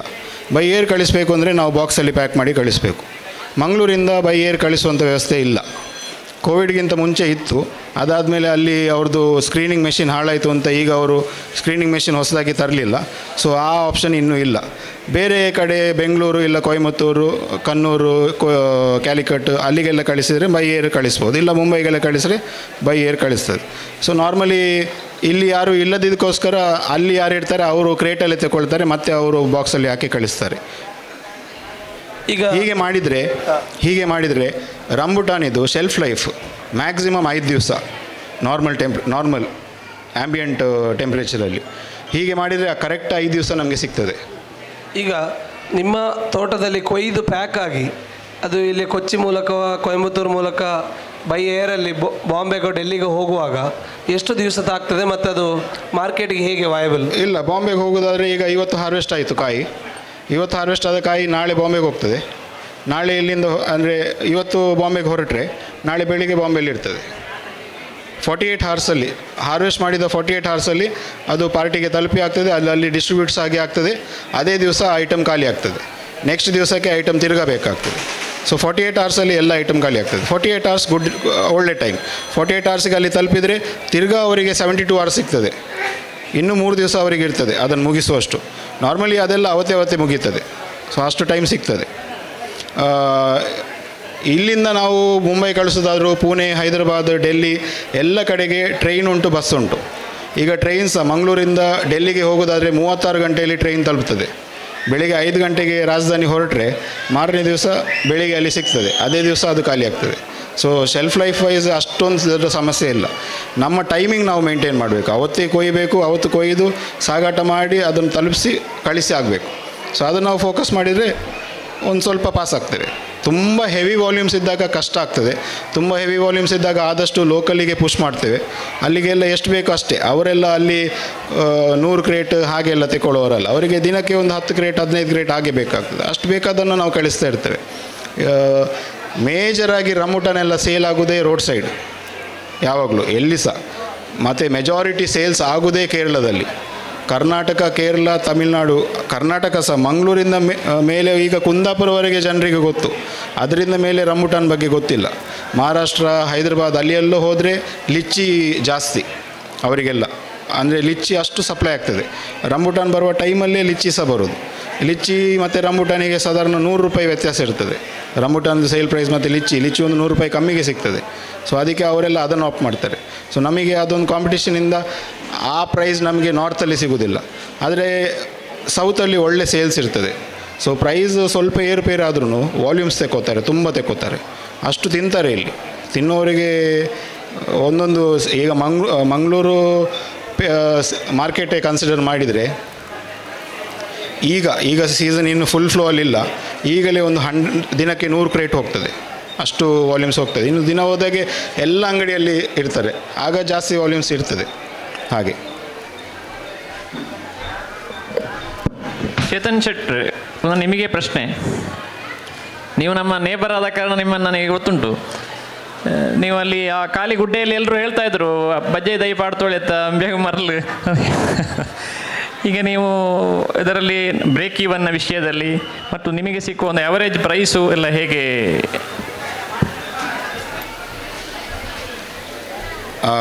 ನಾವು ರಂಬುಟಾನ್ ತೋಟ ಶುರು ಮಾಡಿದಾಗ 500 ರಂಬುಟಾನ್ ಗಿಡ ಮತ್ತು 50 ಮ್ಯಾಂಗೋಸ್ಟಿನ್ ಗಿಡ ಹಾಕಿದ್ವಿ ಕಮರ್ಷಿಯಲಿಗೋಸ್ಕರ. ಮತ್ತು ಇದು ಬಿಟ್ಟು ಬೇರೆದೆಲ್ಲ ಹಣ್ಣಿನ ಗಿಡ ಬೇರೆ ಬೇರೆ ಹಾಕಿದ್ದು, ಅದೆಲ್ಲ ಮಾರಲಿಕ್ಕಂತ ಹಾಕಿದ್ದಲ್ಲ. ಸೊ ಇದಕ್ಕೆಲ್ಲ ನಾವು JCB ಕೆಲಸ, ಬೋರ್ವೆಲ್, ಪೈಪ್ಲೈನ್, ಎಲೆಕ್ಟ್ರಿಸಿಟಿ ಲೈನ್, ಗಿಡ ಪರ್ಚೇಸ್, ಗಿಡ ನಡೋದು, ಗೊಬ್ಬರ ಇದೆಷ್ಟೆಲ್ಲ ಹಾಕಿ ಗಿಡ ನಡುವವರೆಗೆ ಸಾಧಾರಣ ಒಂದು ಗಿಡಕ್ಕೆ 550 ರೂಪಾಯಿ ಥರ ಖರ್ಚಾಗಿತ್ತು ಒಂದು ಗಿಡಕ್ಕೆ. 3ನೇ ವರ್ಷದಲ್ಲಿ ನೀವು ಒಂದು ಗಿಡದಿಂದ ಒಂದು 5 kg ತೆಗಿಲಿಕ್ಕಾಗ್ತದೆ ಆ್ಯಾವ್ರೇಜ್. ನಾವು ಒಳ್ಳೆ ರೀತಿಯಲ್ಲಿ ಸಾಕಿದರೆ 3ನೇ ವರ್ಷದಲ್ಲಿ 5 kg ಫಲ ಸಿಗ್ತದೆ. ಹೋಗಲಿ 5 kg ಸಿಗಲಿಲ್ಲ, 2 kg ಅಂತಲೇ ಇಟ್ಕೊಳ್ಳಿ. ಸೊ 2 kg ಸಿಕ್ಕಿದ್ರೂ ಆನ್ ಆ್ಯನ್ ಆ್ಯಾವ್ರೇಜ್ ನೀವು ಸ್ಟಾರ್ಟಿಂಗಲ್ಲಿ ಎಲ್ಲ 2021 ಆ ಟೈಮಲ್ಲೆಲ್ಲ KGಗೆ 150-180 ಹೋಲ್ಸೇಲ್ ಪ್ರೈಸ್ ಇದ್ದದ್ದು. ಕಳೆದ ವರ್ಷ ಫಲ ತುಂಬ ಕಮ್ಮಿ, ಎಲ್ಲರಿಗೂ, ಯಾರಿಗೂ ಕ್ರಾಪ್ ಇಲ್ಲ, ಎಲ್ಲರಿಗೂ ಗೊತ್ತುಂಟು. ಹೆವಿ ಡ್ರಾಪಿಂಗ್, ಸಿಕ್ಕಾಪಟ್ಟೆ ನಮಗೆ 2000 ನಾವು ಆಲ್ಮೋಸ್ಟ್ ಡೈಲಿ 500-600 kg ಕೊಯ್ತಾ ಇದ್ವಿ ಯಾವಾಗಲೂ ಸೀಸನ್ ಟೈಮಲ್ಲಿ. ಕಳೆದ ವರ್ಷ ನಮಗೆ ಫುಲ್ ಸಿಕ್ಕಿದೆ 400 kg ಫುಲ್ ಸೀಸನಲ್ಲಿ. ಸೊ ಅಷ್ಟು ಹೆವಿ ಕ್ರಾಪ್ ಲಾಸ್ ಆಗಿತ್ತು. ಅದರ ಹಿಂದಿನ ವರ್ಷ ಸ್ವಲ್ಪ ಓಕೆ, ಸ್ವಲ್ಪ ಕ್ವಾಂಟಿಟೀಸ್ ಇತ್ತು. ಇಲ್ಲಾಂದರೆ ನಾರ್ಮಲಿ ನೀವೊಂದು 500 ಗಿಡದ್ದು ತೋಟ ಇದ್ದರೆ ಕಮ್ಮಿ ಅಂದರೆ ಸಹ ನಿಮಗೊಂದು 80 ಕ್ವಿಂಟಾಲ್ವರೆಗೆ. ನಿಮಗೆ ಆರಂಭದ ಇನ್ವೆಸ್ಟ್ಮೆಂಟ್ ಒಂದು 25-30 ಲಕ್ಷ ಆಗಿದೆ. ಹೌದು, ಅಷ್ಟಾಗಿದೆ. 25 ಒಂದು ಸ್ವಲ್ಪ 20 ಲಕ್ಷ ಒಳಗಡೆ ಆಗಿದೆ. ಈಗ 2025 ನಾವು ಇನ್ವೆಸ್ಟ್ಮೆಂಟ್ ಸಂಪೂರ್ಣ ಬಂದು ಬ್ರೇಕ್ ಇವನ್ ಎಲ್ಲ ದಾಟಿ ಹಾಕಿದ ದುಡ್ಡನ್ನು ಮಾಡ್ತಿದ್ದೇವೆ. ಆದರೆ ವರ್ಷ ನಮಗೆ ಏನೂ ಇಲ್ಲ, ನೀವು ಸ್ಕ್ರಾಚಿಂದ ಸ್ಟಾರ್ಟ್ ಮಾಡಿದ್ದ ಆ ಜಾಗದಲ್ಲಿ, ಖಾಲಿ ಜಾಗ ಅದು. ಹೌದು. ಈಗ ಒಬ್ಬ ಹೊಸಬ ಮಾಡೋದಾದರೆ ಮಾಡೋದಾದ್ರೂ ಅವರು ಹೇಳಿದಲ್ಲ, ಈಗ ಮಾರುಕಟ್ಟೆ ನನಗೆ ಎಷ್ಟು ಮಾರಲಿಕ್ಕಾಗ್ತದೆ ನಾನು ಅಷ್ಟು ಬೆಳೆಸಬೇಕು. ಹಣ್ಣಿನಲ್ಲಿ ಮೇಯ್ನ್ ನಾವು ವಿನ್ ಆಗೋದು ಯಾವಾಗ ಅಂದರೆ ಎಷ್ಟು ಟೈಮ್ ಎಕ್ಸ್ಟೆಂಡೆಡ್ ಆಗಿ ನಾವು ಯಾರಿಗಾದರೂ ಕೊಡಲಿಕ್ಕಾಗ್ತದೆ ಅಷ್ಟು ಒಳ್ಳೆಯದು. ನಮ್ಮ ಕಸ್ಟಮರಿಗೆ ನಾವು ರೆಗ್ಯುಲರ್ ಕೊಡ್ತಾನೇ ಇರಬೇಕು. ಕೊಡ್ತಾನೇ ಇದ್ದರೆ ಅವರು ಬೇರೆ ಯಾರ ಬಗ್ಗೆ ಸಹ ಯೋಚನೆ ಮಾಡೋದಿಲ್ಲ. ಈಗ ನಮ್ಮ ಹತ್ರ 100 ಮರ ಉಂಟು ಅಂತ ಇಟ್ಕೊಳ್ಳಿ. 100 ಮರ ಇದ್ದರೆ ಎಷ್ಟು ಸರ್ತಿ ಕೊಯ್ತೀರಿ ರಂಬುಟಾನು? ಒಂದು 3 ಸರ್ತಿ ಕೊಯ್ಲಿಕ್ಕೆ ಸಿಗ್ಬೋದು. 500 kg ಅಂತ 1,500 kg ಇಟ್ಕೊಳ್ಳಿ. 3 ಸರ್ತಿ ನೀವು ಅವರಿಗೆ ಕೊಡ್ಲಿಕ್ಕೆ ಆಗೋದು. ಅದೇ 1,000 ಮರ ಉಂಟು ಅಂತ ಇಟ್ಕೊಳ್ಳಿ. ಆ 1,000 ಮರ ಇದ್ದರೆ ಒಂದು 100 ಸರ್ತಿ ಕೊಡ್ಲಿಕ್ಕೆ ಆಗ್ತದೆ ನಿಮಗೆ. ಆ 100 ಸರ್ತಿ ನಿಮ್ಮ ಹತ್ರ ಬಂದು ತಗೊಂಡು ಹೋಗ್ತಾನೆ ಗಿರಾಕಿ, ಅವನಿಗೆ 100 ಸರ್ತಿ ಲಾಭ ಮಾಡ್ಕೊಂಡು ಹೋಗ್ತಾನೆ. 3 ಸರ್ತಿ ತಗೊಂಡು ಅವನ ಹತ್ರ 3 ಸರ್ತಿ ಎಲ್ಲ ಹೋಗ್ಲಿಕ್ಕೆ ಆಗೋದು ಬೇಡ, ಇವ್ರ ಹತ್ರ 100 ಸರ್ತಿ ಹೋಗ್ಲಿಕ್ಕೆ ಆಗ್ತದೆ. ಸೊ ನೀವು 20 ರೂಪಾಯಿ ಜಾಸ್ತಿ ಹೇಳಿದ್ರು ನಿಮ್ಮ ಹತ್ರ ಬರ್ತಾರೆ ಅವರು, ಯಾಕಂದರೆ ಅವರಿಗೆ ಗೊತ್ತುಂಟು ನಿಮ್ಮ ಹತ್ರ ಇಷ್ಟು ವಾಲ್ಯೂಮ್ ಇರ್ತದೆ ಅಂತ. ಸೊ ನಿಮ್ಮ ತೋಟದಿಂದ ಹಣ್ಣು ತಗೊಳ್ಳಿಕ್ಕೆ ಬರುವವ ಕ್ವಾಲಿಟಿ ಹೇಗೆ ಉಂಟಂತ ನೋಡೋದಿಲ್ಲ, ಫಸ್ಟ್ ಎಷ್ಟು ಉಂಟು ಅಂತ ನೋಡ್ತಾನೆ. ಎಷ್ಟು ಸರ್ತಿ ನನ್ನ ಪಿಕಪ್ ಬರ್ತದೆ, ಎಷ್ಟು ಸರ್ತಿ ನನ್ನ ಪಿಕಪ್ ಹೋಗ್ತದೆ, ಅವರಿಗೆ ಪಿಕಪ್ ಲೆಕ್ಕ. ಅಂದರೆ ಪಿಕಪ್ಪಲ್ಲಿ ಇಷ್ಟು ಕ್ರೇಟ್ ಹಾಕೊಂಡು ಹೋದೆ, ಇಷ್ಟು ಕ್ರೇಟಿಗೆ ನನಗೆ ಒಂದು ಕ್ರೇಟಿಗೆ 50 ರೂಪಾಯಿ ಸಿಗ್ತದೆ, 100 ರೂಪಾಯಿ ಸಿಗ್ತದೆ, ಅವರು ಆ ಲೆಕ್ಕಾಚಾರದಲ್ಲಿ ಬರ್ತಾರೆ. ಸೊ ಅವರಿಗೆ ಎಷ್ಟು ಜಾಸ್ತಿ ವಾಲ್ಯೂಮ್ ಸಿಗ್ತದೆ ಅದೇ ಪ್ರಕಾರ ಅವರಿಗೆ ಲಾಭ ಆಗ್ತದೆ. ಅದಕ್ಕೋಸ್ಕರ ಸ್ವಲ್ಪ ಗಿಡ ಇದ್ದವರು ಯಾವತ್ತೂ ಸಹ ಎಲ್ಲರೊಟ್ಟಿಗೆ ಸೇರಿ ಅದನ್ನು ಸೇಲ್ ಮಾಡೋದು ಒಳ್ಳೆಯದು. ಆಗ ವಾಲ್ಯೂಮ್ಸ್ ಇರ್ತದೆ. ನಾವು ಒಬ್ಬೊಬ್ಬರೇ ಹೋಗಿ ಕೊಟ್ಟರೆ ಸುಮಾರು ಜನ ನಾನು ನೋಡ್ತೇನೆ. ನಾನು ಈಗ ನಮ್ಮ ನೆಟ್ವರ್ಕಲ್ಲಿ ಒಂದು 12 ತೋಟ ಉಂಟು. ಆ 12 ತೋಟಗಳಿಗೆ ಸಹ ಎಲ್ಲರಿಗೂ ಸೇಮ್ ಪ್ರೈಸ್, ಯಾರಿಗೆ ಸಹ 10 ರೂಪಾಯಿ ಕಡಿಮೆ ಮಾಡಿ ಅಂತ ಬಿಡೋದಿಲ್ಲ. ತುಂಬ ಜನ ನಮ್ಮನ್ನು ಅಂದರೆ ಸ್ವಲ್ಪ ದ್ವೇಷ ಮಾಡ್ತಾರೆ, ಯಾಕಂದರೆ ನನ್ನಿಂದಾಗಿ ಯಾರಿಗೂ ಸಹ ಲಾಭ ಮಾಡಲಿಕ್ಕೆ ಆಗೋದಿಲ್ಲ, ಅವರು ಜಾಸ್ತಿ ರೇಟ್ ಹೇಳ್ತಾರೆ, ಬಿಡುವುದಿಲ್ಲ ಯಾರಿಗೆ ಸಹ ಅಂತ. ಆದರೆ ಬೆಳೆಗಾರರಿಗೆ ಖುಷಿ ಆಗ್ತದಲ್ಲ.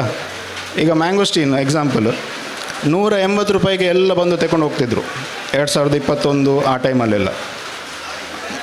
ಆಗ ನಾವು ಡಿಸೈಡ್ ಮಾಡಿದ್ದು, ನಮಗೆ ಇದಕ್ಕೆಲ್ಲ ಇನ್ಸ್ಪಿರೇಷನ್ ಚೌಟ್ರು.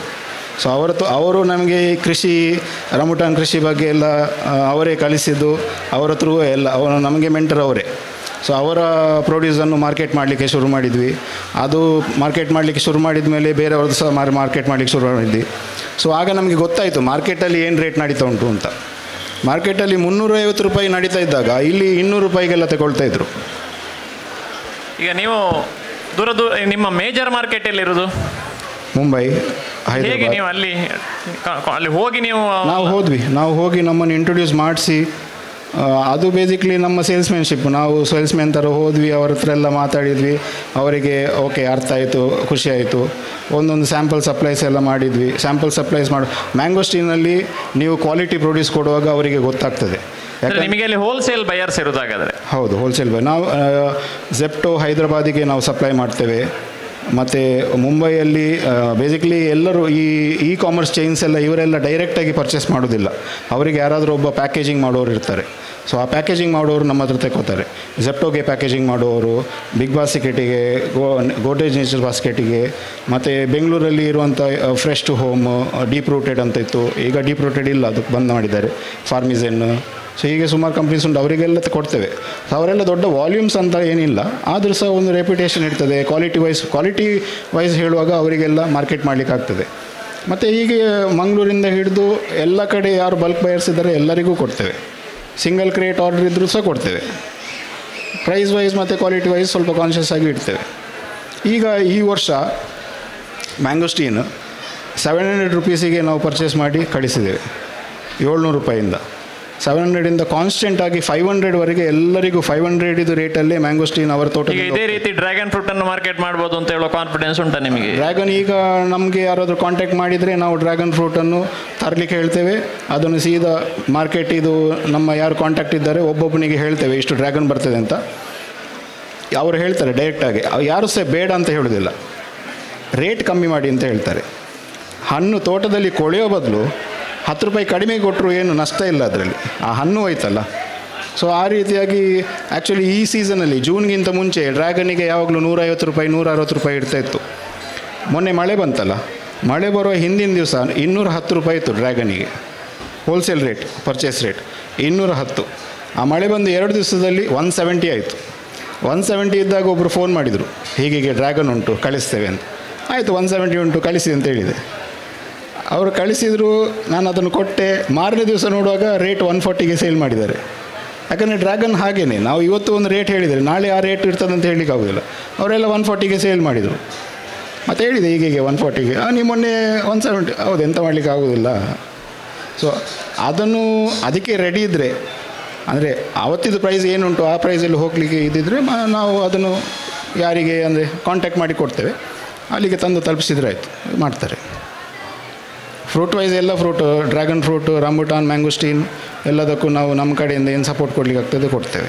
ಈಗ ನೀವು ಪುಲಾಸನ್ ಮತ್ತು ಇನ್ನೊಂದು ನನಗೆ ಹೆಸರು ಮಗುಚುವುದಿಲ್ಲ, ಇದು ಅದನ್ನು ಎಲ್ಲಿ ಮಾರ್ಕೆಟ್ ಮಾಡ್ತಾ ಇದ್ದೀರಿ ಮತ್ತು ಹೇಗೆ? ಪುಲಾಸನಿಗೆ ಇವರಿಗೆ ಲೋಕಲ್ ಮಾರ್ಕೆಟ್ ಇಲ್ಲ, ಹಾಗೆ ಮಂಗಳೂರಿಗೆ ಕಳಿಸ್ತಾ ಇದ್ದೆ. ದೂರದ ಅದೇ ಮೆಟ್ರೋ ಸಿಟೀಸಿಗೆನೇ ಹುಡುಕಬೇಕಾಗ್ತದೆ ಅದಕ್ಕೆ. ಯಾಕಂದರೆ ಶೆಲ್ಫ್ ಲೈಫು 2-3 ದಿವಸ, ರಂಬುಟಾನಷ್ಟು ಇಲ್ಲ ಅದಕ್ಕೆ. ಮಂಗಳೂರಲ್ಲೇ ನಮ್ಮ ಪ್ರಾಡಕ್ಟ್ ಸೇಲ್ ಆಗ್ತದೆ ಸಾಧಾರಣ. ಸಲಾಕ್ ನಾನು ಕಮರ್ಷಿಯಲ್ ಆಗಿ ಬೆಳಿಗ್ಗೆ ಅದನ್ನು ಮಾಡಲಿಲ್ಲ ಇನ್ನೂ ಸಹ, ಅದು ಸ್ವಲ್ಪ ಕಷ್ಟ. ಅದೊಂದು ಬೇಲಿ ಗಿಡ.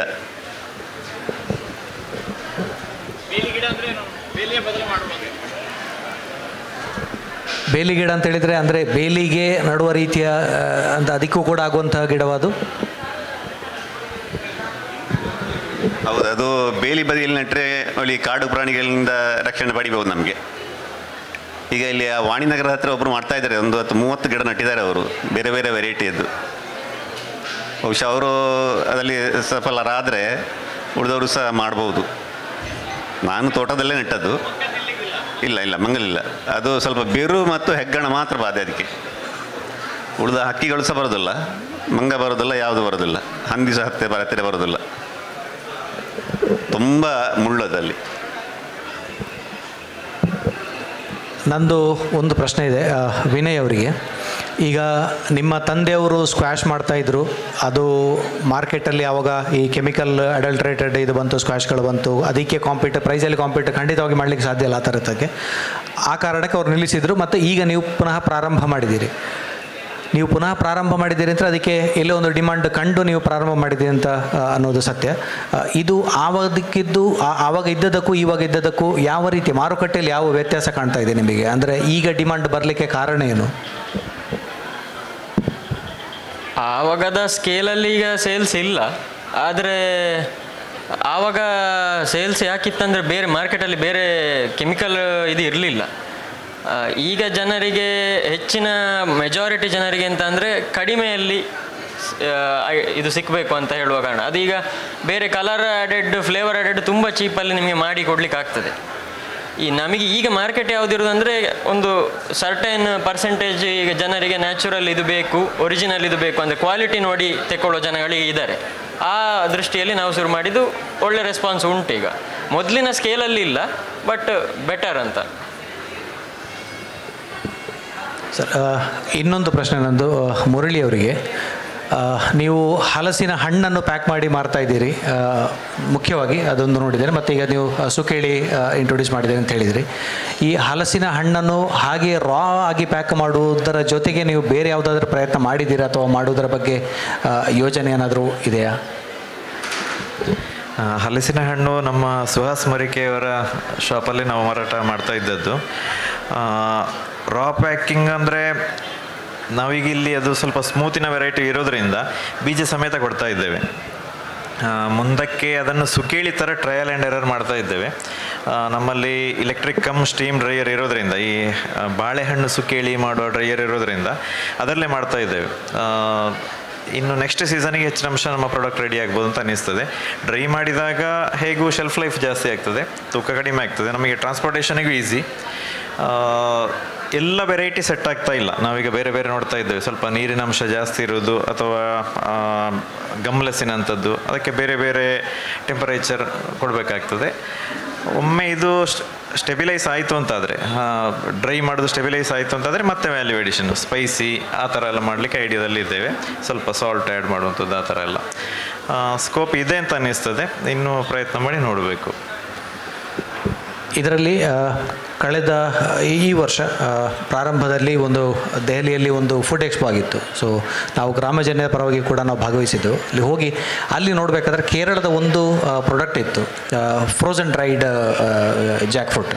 ಸೊ ಹಲಸಿನ ಹಣ್ಣನ್ನು, ನಮ್ಮ ಈ ಕೆಂಪು ಸೊಳ್ಳೆ ಹಲಸಿನ ಹಣ್ಣೆ ರೆಡ್ ಫ್ರೆಶ್, ಅದನ್ನು ಫ್ರೋಝನ್ ಡ್ರೈ ಮಾಡಿದ್ದು. ಸೊ ಅದು ಏನಂದರೆ ನಿಮಗೆ ತುಂಬ ವೆಯ್ಟಲ್ಲಿ ತುಂಬ ಕಡಿಮೆ ಬರ್ತದೆ. ಈಗ ನಾವು ನಮ್ಮ ಸನ್ ಡ್ರೈಯಿಂಗ್ ಮಾಡಿದ್ದು ಅಥವಾ ಈಗ ಸೋಲಾರ್ ಡ್ರೈಯಿಂಗ್ ಮಾಡ್ತೇವಲ್ಲ, ಸೊ ಇದಕ್ಕೆ ಕಂಪೇರ್ ಮಾಡಿದರೆ ಕೂಡ ಅದರಲ್ಲಿ ಒಂದು ಕ್ರಿಸ್ಪಿನೆಸ್ ಇರ್ತದೆ. ನಾವು ಹೀಗೆ ಹಿಡಿದು ನೋಡಿದರೆ ಒಂದು ಸುಮಾರಾಗಿ ಒಂದು ಪ್ಲಾಸ್ಟಿಕ್ಕಿನ ಇದ್ದಿದ್ದಾಗೆ ಇರ್ತದೆ, ಆ ರೀತಿ ಬರ್ತದೆ. ಪ್ಲಸ್ ನಿಮಗೆ ಅದರಲ್ಲಿ ಅದರ ಟೆಕ್ಸ್ಚರ್ ಚೇಂಜ್ ಆಗೋದಿಲ್ಲ. ಅಂದರೆ ಸ್ವಲ್ಪ ನೀರಿನ ಅಂಶ ಹೋಗ್ತದೆ ಒಂದೇ, ಬಿಟ್ಟರೆ ದಪ್ಪ ಇರ್ತದೆ, ಹಾಗೆ ಇರ್ತದೆ. ಈಗ ನಾವು ಒಣಗಿಸಿದ ಕೂಡಲೇ ಅದು ಚಿರಟಿಗೊಳ್ತದೆ. ಇದು ಹಾಗೆ ಒಣಗಿಸುವಾಗ ಚಿರಟಿಗೊಳ್ಳೋದಿಲ್ಲ, ಅದು ಟೆಕ್ಸ್ಚರ್ ಹಾಗೆ ಇರ್ತದೆ. ಲುಕ್ ವೈಸು ತುಂಬ ಇರ್ತದೆ, ಪ್ರೀಮಿಯಮ್ ಆಗಿ ಇರ್ತದೆ. ಪ್ರಾಯಶಃ ಅದನ್ನು ಏನಾದರೂ ಆ ರೀತಿಯಲ್ಲಿ ಏನಾದರೂ ಪ್ರಯತ್ನ ಮಾಡುವ ಯೋಜನೆ ಉಂಟಾ ಸರ್ ನಿಮ್ಮದು? ಆ್ಯಕ್ಚುಲಿ ಅದು ಫ್ರೋಝನ್ ಡ್ರೈಡ್ ಸ್ವಲ್ಪ ಅಡ್ವಾನ್ಸ್ಡ್ ಟೆಕ್ನಾಲಜಿ. ಅದಕ್ಕೆ ಟೆಕ್ನಾಲಜಿ ಬೇಕು, ಮಿಷನರೀಸ್ ಬೇಕು, ಇನ್ಫ್ರಾಸ್ಟ್ರಕ್ಚರ್ ಜಾಸ್ತಿ ಬೇಕು, ಇನ್ವೆಸ್ಟ್ಮೆಂಟು ಜಾಸ್ತಿ ಬೇಕು. ಯಾರಾದರೂ ಅದನ್ನು ಮಾಡಬೇಕು. ನಾವೀಗ ಈ ಹಂತದಲ್ಲಿ ನಮ್ಮಲ್ಲಿ ಆಲ್ರೆಡಿ ಈ ಇಲೆಕ್ಟ್ರಿಕ್ ಕಮ್ ಸ್ಟೀಮ್ ಡ್ರೈಯರ್ ಇರೋದರಿಂದ ಮತ್ತು ಸೋಲಾರ್ ಡ್ರೈಯರ್ ಎರಡರನ್ನ ಕಾಂಬಿನೇಷನಲ್ಲಿ ಮಾಡ್ತಾ ಇದ್ದೇವೆ. ಫ್ರೋಝನ್ ಡ್ರೈಯಿಂಗ್ ನಮ್ಮ ಊರಿಗೆ ಬೇಕು ಆ್ಯಕ್ಚುಲಿ. ಸರ್ ಹೇಳ್ತಾ ಇದ್ದಾಗೆ ರಂಬುಟಾನ್ ಅಂಥದ್ದು ಇರ್ಬೋದು ಅಥವಾ ಬೇರೆ ಟೆಕ್ನಾಲಜಿ ಇರ್ಬೋದು. ಆ ಇನ್ಫ್ರಾಸ್ಟ್ರಕ್ಚರ್ ಇದ್ದರೆ ಒಳ್ಳೆಯದು, ಅಥವಾ ಜಿಲ್ಲಾ ಕೇಂದ್ರದಲ್ಲಾದರೂ ಹಾಗೆ ಇದ್ದರೆ ಒಳ್ಳೆಯದು. ಈಗ ನಮ್ಮ ನಾರ್ತ್ ಕರ್ನಾಟಕದಲ್ಲಿ ಆ ಥರ ಎಲ್ಲ ಇದೆ, ಬೆಂಗಳೂರಲ್ಲಿ ಇದೆ, ಮೈಸೂರಲ್ಲಿ ಇದೆ. ಈ ಏರಿಯಾಕ್ಕೆ ಇಂಟ್ರೊಡಕ್ಷನ್ ಆಗಬೇಕಷ್ಟೇ. ತುಂಬ ಒಳ್ಳೆಯದು. ನೀವು ಹೇಳಿದಾಗೆ ಬೇಸಿಕ್ ಅದರ ಟೆಕ್ಸ್ಚರು, ಫೀಲಿಂಗು ಎಲ್ಲ ವಿಷಯಕ್ಕೆ ಅದು ಒಳ್ಳೆಯದು. ಆ ಟೆಕ್ನಾಲಜಿ ನಾವೆಲ್ಲರೂ ಸೇರ್ಕೊಂಡು ಮಾಡಬೇಕು ಅಥವಾ ಮಾಡಿದರೆ ಒಳ್ಳೆಯದು. ತಮಗೆ ಇದರ ಬಗ್ಗೆ ಮಾಹಿತಿ ಇರ್ಬೋದು, ಬಟ್ ಸಭಿಕರ ಇದರ ಬಗ್ಗೆ ಮಾಹಿತಿ ಇಲ್ಲದವರ ಮಾಹಿತಿಗಾಗಿ ಹೇಳ್ತಾ ಇರುವಂಥದ್ದು. ಸನ್ ಡ್ರೈಯಿಂಗ್ ಅಥವಾ ನ್ಯಾಚುರಲ್ ಡ್ರೈಯಿಂಗಲ್ಲಿ ನಿಮಗೊಂದು ಚೂಯಿ ಟೆಕ್ಸ್ಚರ್ ಸಿಗ್ತದೆ, ಅಂದರೆ ಜಗಿಲಿಕ್ಕೆ ಸಿಗ್ತದೆ. ಸರಿಯಾಗಿ ನಿಮಗೆ ಅದು ಜಗ್ದು ತಿನ್ನಬೇಕಾಗ್ತದೆ, ಸ್ವಲ್ಪ ಗಮ್ಮಿನ ಥರ ಬರ್ತದೆ. ಅದೇ ನಾವು ಫ್ರೋಝನ್ ಡ್ರೈಯಿಂಗ್ ಮಾಡಿದ ಕೂಡಲೇ ಅದು ಸ್ವಲ್ಪ ಪುಡಿ ಪುಡಿ ಆಗ್ತದೆ, ನಾವು ಬಾಯಲ್ಲಿ ಹಾಕಿ ಹಚ್ಚಿದ ಕೂಡಲೇ ಪುಡಿ ಪುಡಿಯಾಗಿ ಸಿಗ್ತದೆ, ಚಿಪ್ಸಿನ ಥರ ಸಿಗ್ತದೆ. ಈ ರೀತಿಯ ವ್ಯತ್ಯಾಸ. ಹಾಗಾಗಿ ಆ ರೀತಿಯಲ್ಲಿ ಮಾಡಿದ್ರು ಈ ರೀತಿಯಲ್ಲಿ ಮಾಡಿದ್ರು ಎರಡಕ್ಕೂ ಕೂಡ ಅದರದೇ ಆದ ಮಾರ್ಕೆಟ್ ಇರ್ತದೆ ಅಂತ ಹೇಳುವಂಥದ್ದು ನನ್ನ ಭಾವನೆ. ಧನ್ಯವಾದಗಳು ಸರ್. ಈ ಪ್ರಶ್ನೆ ಇದು ಯಾರು ಉತ್ತರ ಕೊಡ್ಬೋದು? ಈಗ ಈ ಹಲಸು ಅಥವಾ ರಂಬುಟಾನ್ ಇದೆಲ್ಲ ಸ್ವಲ್ಪ ಹುಳಿರಾಗಳೆಯ ಕೆಲಸ. ಅಡಿಕೆ, ತೆಂಗಿನಟ್ಟು ಸುಲಭದ್ದಲ್ಲ, ಸ್ಕಿಲ್ಡ್ ಲೇಬರ್ ಬೇಕಿದಕ್ಕೆ. ನೀವೆಲ್ಲರೂ ತುಂಬ ದೊಡ್ಡ ಬೇರೆ ಬೇರೆ ವ್ಯವಹಾರ ಮಾಡ್ತಾ ಇರುವವರು, ಇದನ್ನು ಈಗಿನ ಲೇಬರ್ ಕ್ಲಾಸ್ ಎಲ್ರಿಗೂ ಗೊತ್ತುಂಟು. ನೀವು ಹೇಗೆ ಇದನ್ನು ಮ್ಯಾನೇಜ್ ಮಾಡ್ತೀರಿ? ಚೇತನ್ ಶೆಟ್ಟರು ಉತ್ತರ ಕೊಡ್ಬೋದು, ಮುರಳೀಧರ, ಸಂತೋಷ್, ಹೇಗೆ ಆ ರೀತಿಯ ಕೆಲಸದವ್ರನ್ನ ಹೇಗೆ ತಂದ್ರಿ ಅಂತ ನೀವು ಯಾರು ಆನ್ಸರ್ ಕೊಡ್ಬೋದು? ಯಾರು ಕೊಡ್ತೀರಿ? ಅವರಿಗೆ ಮೈಕ್ ಕೊಡ್ತೆ.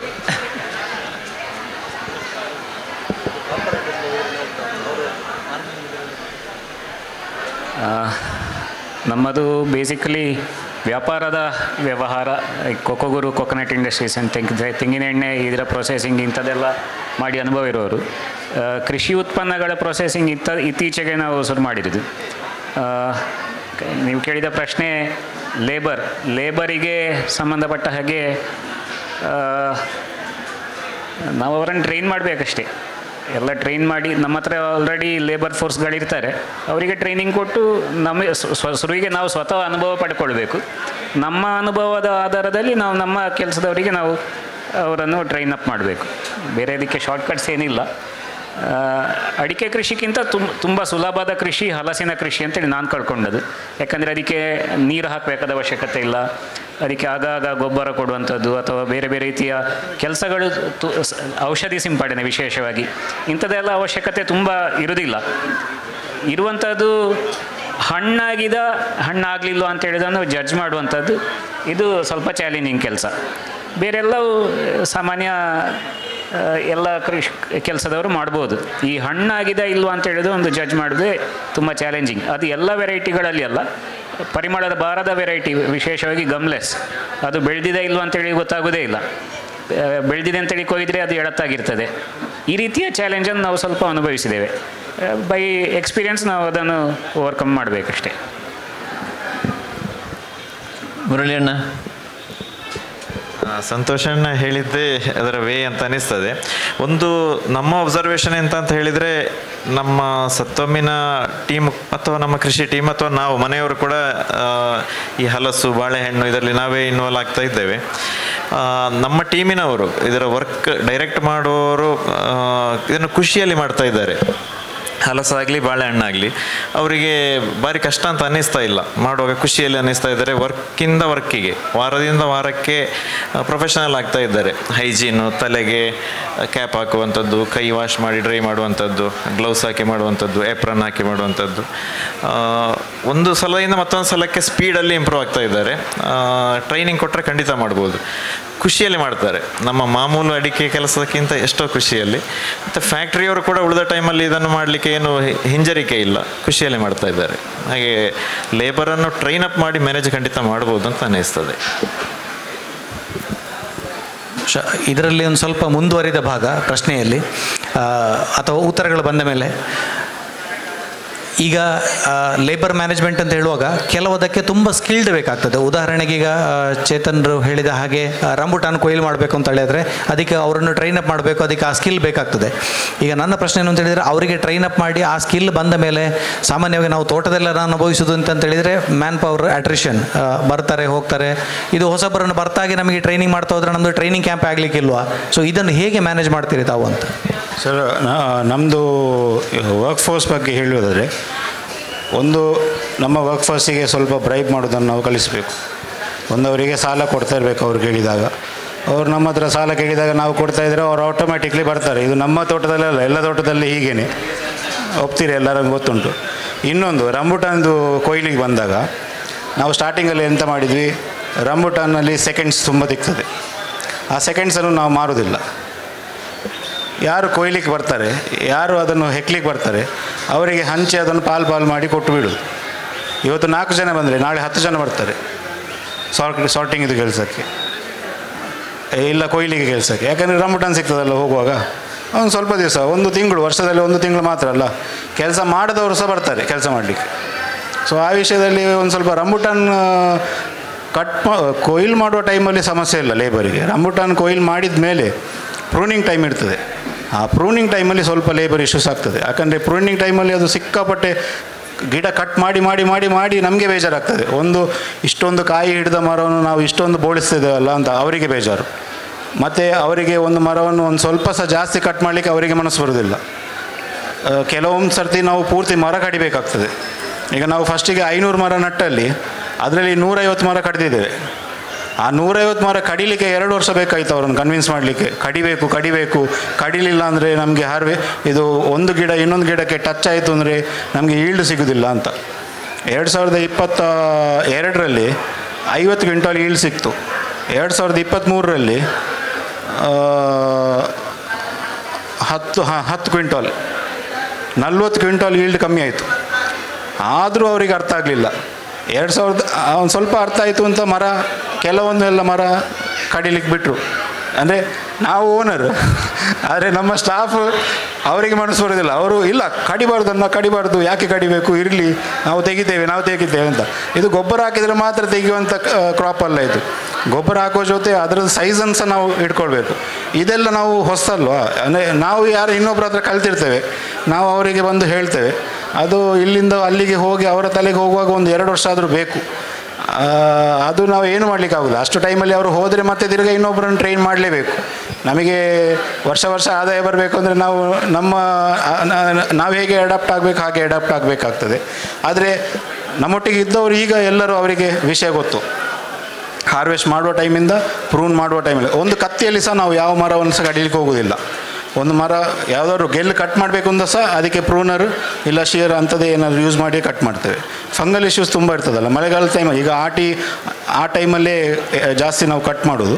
ಸೊ ಕಟ್ ಮಾಡುವ ಟೈಮಲ್ಲೆಲ್ಲ ಫುಲ್ ಕ್ಲೀನ್ ಕಟ್ ಕೊಟ್ಟರೆ ಗಿಡಕ್ಕೆ ಏನು ಫಂಗಲ್ ಇಶ್ಯೂಸ್ ಎಲ್ಲ ಬರೋದಿಲ್ಲ, ಕ್ಲೀನಾಗಿ ಇರ್ತದೆ.